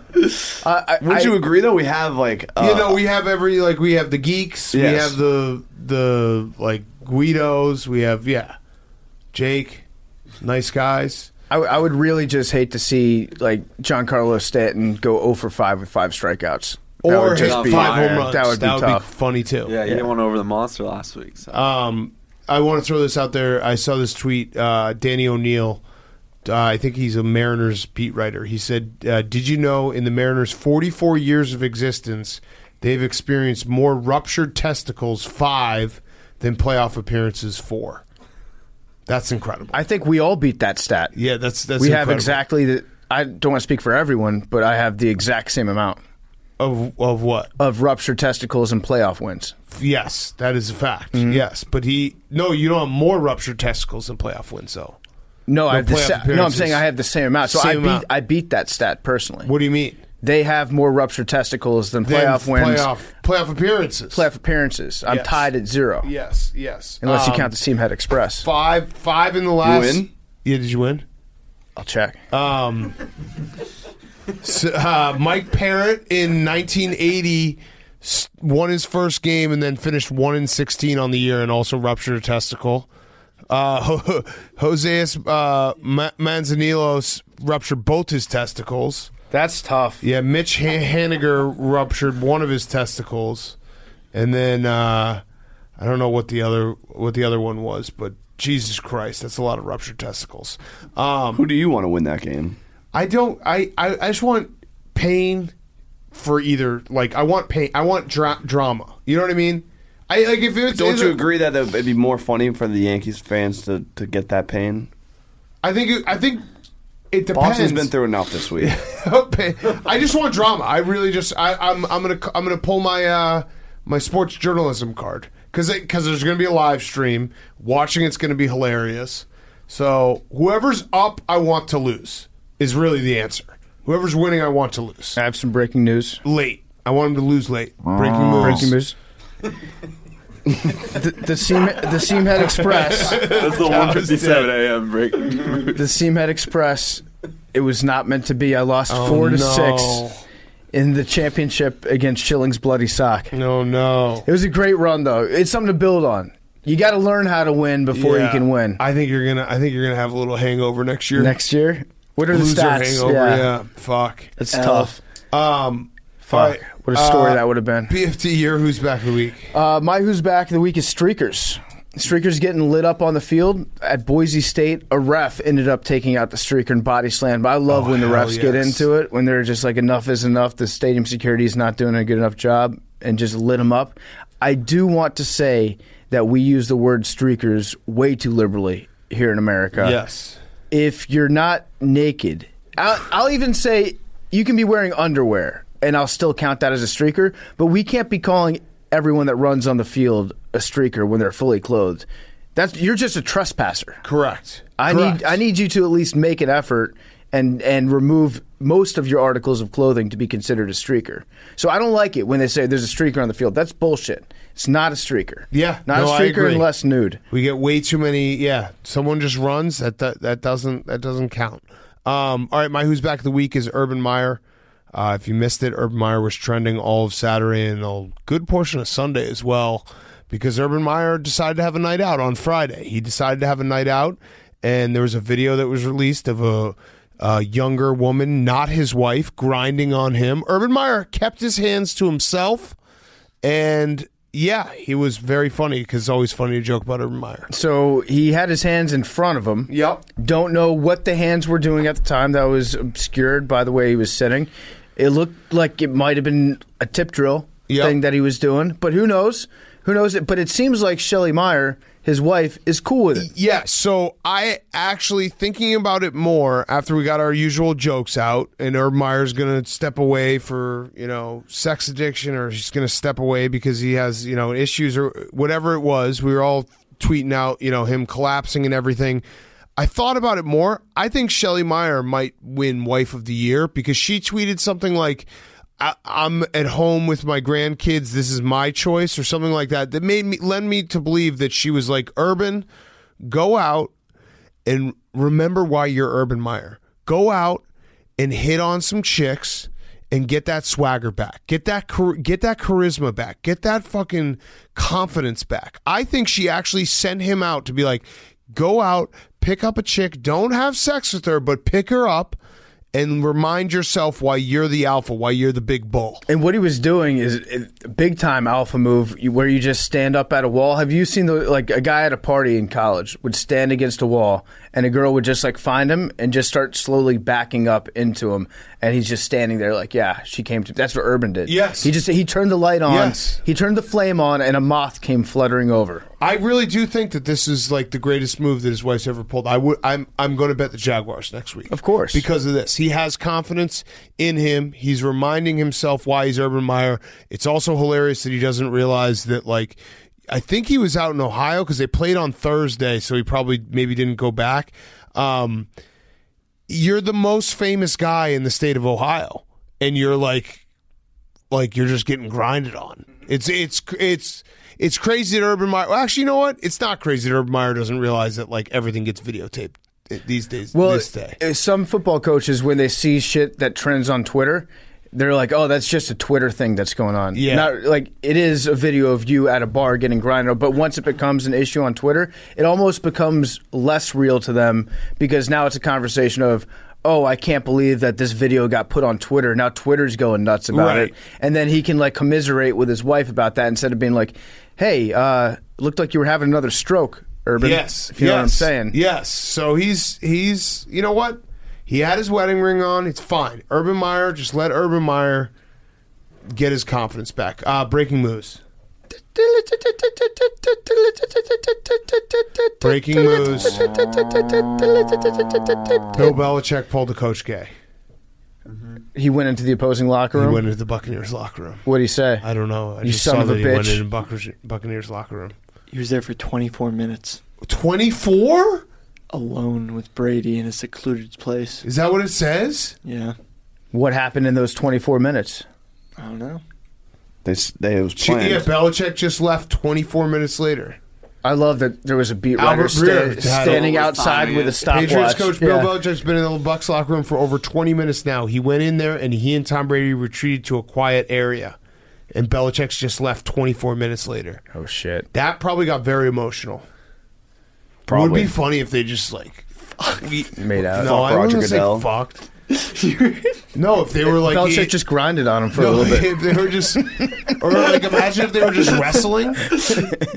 They were wrestling and, fighting it out. But, they had a mutual combat rule of, no face punches. Because we don't want anyone to know that we were fighting. And they were just fucking, kidney shotting each other for 24 minutes. I love that, though, because now everyone's going to have their theory on what was discussed then.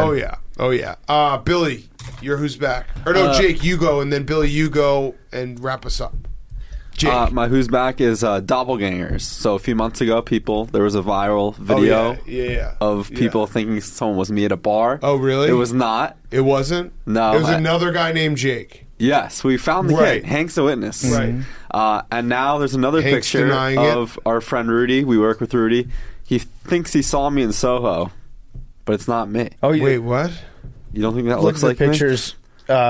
The feet going out at 90-degree angles, that's you. 180-degree angles. That's you.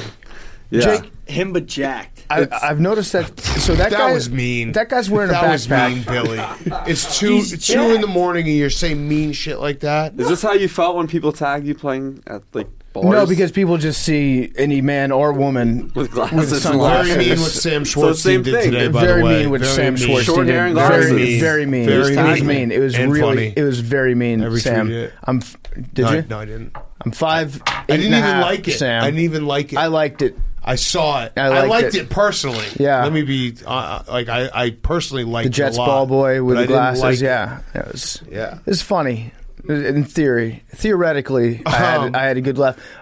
Jake, don't take this the wrong way. I have an honest question for you. When you were in high school, that guy's wearing a backpack. Did you ever own a roller suitcase? No. Okay. When was the first? I just wanted to ask. Don't take this as offense either. Yeah. Okay. Follow up question: what grade were you in when you first wore a suit to school? Never in high school. In middle school, maybe? Never in middle school. What about sure? picture day? I wore a suit in picture day I when think I was you like wore 6 one This is time. like a polo This and is a khaki suit? shorts. This is a suit. Suit in college. I Suit in learned college tie to work? until college. Suit in college to class? Well, sometimes if it was like a broadcast day, yeah. You're right. Broadcast day. Can't do Yeah. anything about that. Had to. Yeah. All right, Billy, wrap us up. My who's back of the week is oil spills. There's an oil spill off of Southern California. Guess what else is happening soon? Rob Schneider movie. Rob Schneider movie's coming out in November.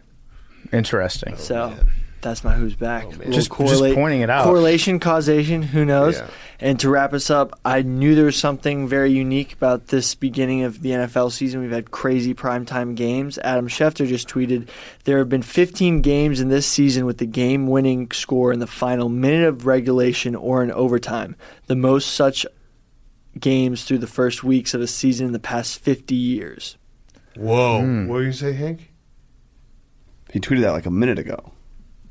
Yeah, Billy's giving us a real-time update. Yeah. There we go. Okay. So that's you what knew, though. Cam actually helped me out, Chad. that's what Goodell's doing this year because, like last year, the flags were up or down during the pandemic. Yes. This year, he's just making sure that we have close games. Yeah, Buffalo Wild Wings. Yeah. Thank you, Commissioner Goodell. Wise as always. Billy, what do you got? What do you on your plate?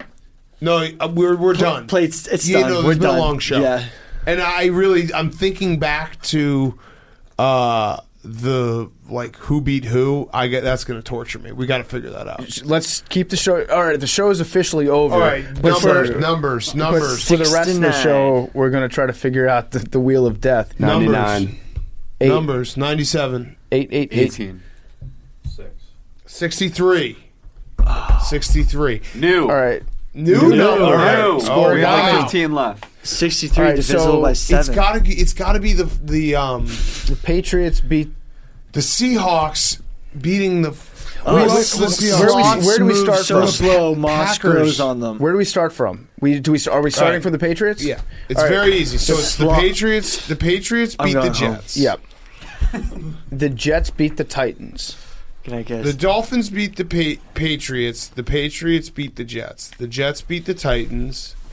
The Titans beat the Seahawks. The Seahawks beat the Niners. The Niners beat the Eagles. But the Eagles beat the Falcons. The 49ers also Falcons beat the Giants. The Giants beat the Saints. The Saints beat the Packers. The Packers beat who? The Packers Lions. Beat? The Lions. But no. Who else have the Packers beat? Packers beat the Steelers. Steelers and who else? The Niners. The Packers beat the Steelers. The Steelers beat the Bills. The Bills beat the Washington football team. Football team beat the Giants and the Falcons. So we're back to the. Damn it! Hang on. Wait, who else have the Bills beat? The Bills beat Texans, Washington, Miami. Who beat the Patriots? Wait, no, the Texans. Who did the Texans beat? The Texans beat the Jaguars. Fuck, that's a bad one. Bills beat who? The Dolphins, who beat the Patriots. Dolphins, Texans, Washington football team. Dolphins. No, that doesn't Wait, do we work. go back to the Saints? No, we go Washington football team. And then, we're fucking stuck. God damn it. Bills beat the Packers. The Packers, if we went Packers. Bills beat the Bears in the preseason. No, Niners. Oh, no, I already did Niners. But who else did the Niners beat? They beat the Eagles? The Eagles. And the Lions? I have the Eagles. Okay. The Niners beat the Eagles. They beat the Lions. The Lions didn't beat anyone. What about, can we go back to the Saints? The Saints beat who? The Patriots. Fuck. Saints beat the Saints beat the Patriots and the Packers. Yeah. We're stuck. Who did the Packers beat? We already did that. The Lions and the Steelers. And the Niners. Who beat the Eagles? Who beat the Falcons? Which is who? That's where. Yeah, we're back I kind of wish that the Falcons had won today. Yeah, I would have made everything better. Yeah, this show would have been 30 minutes shorter. Shit. Way to go, Arthur Smith. See you guys Wednesday. Love you guys. Sloths move so slow, moss grows on them.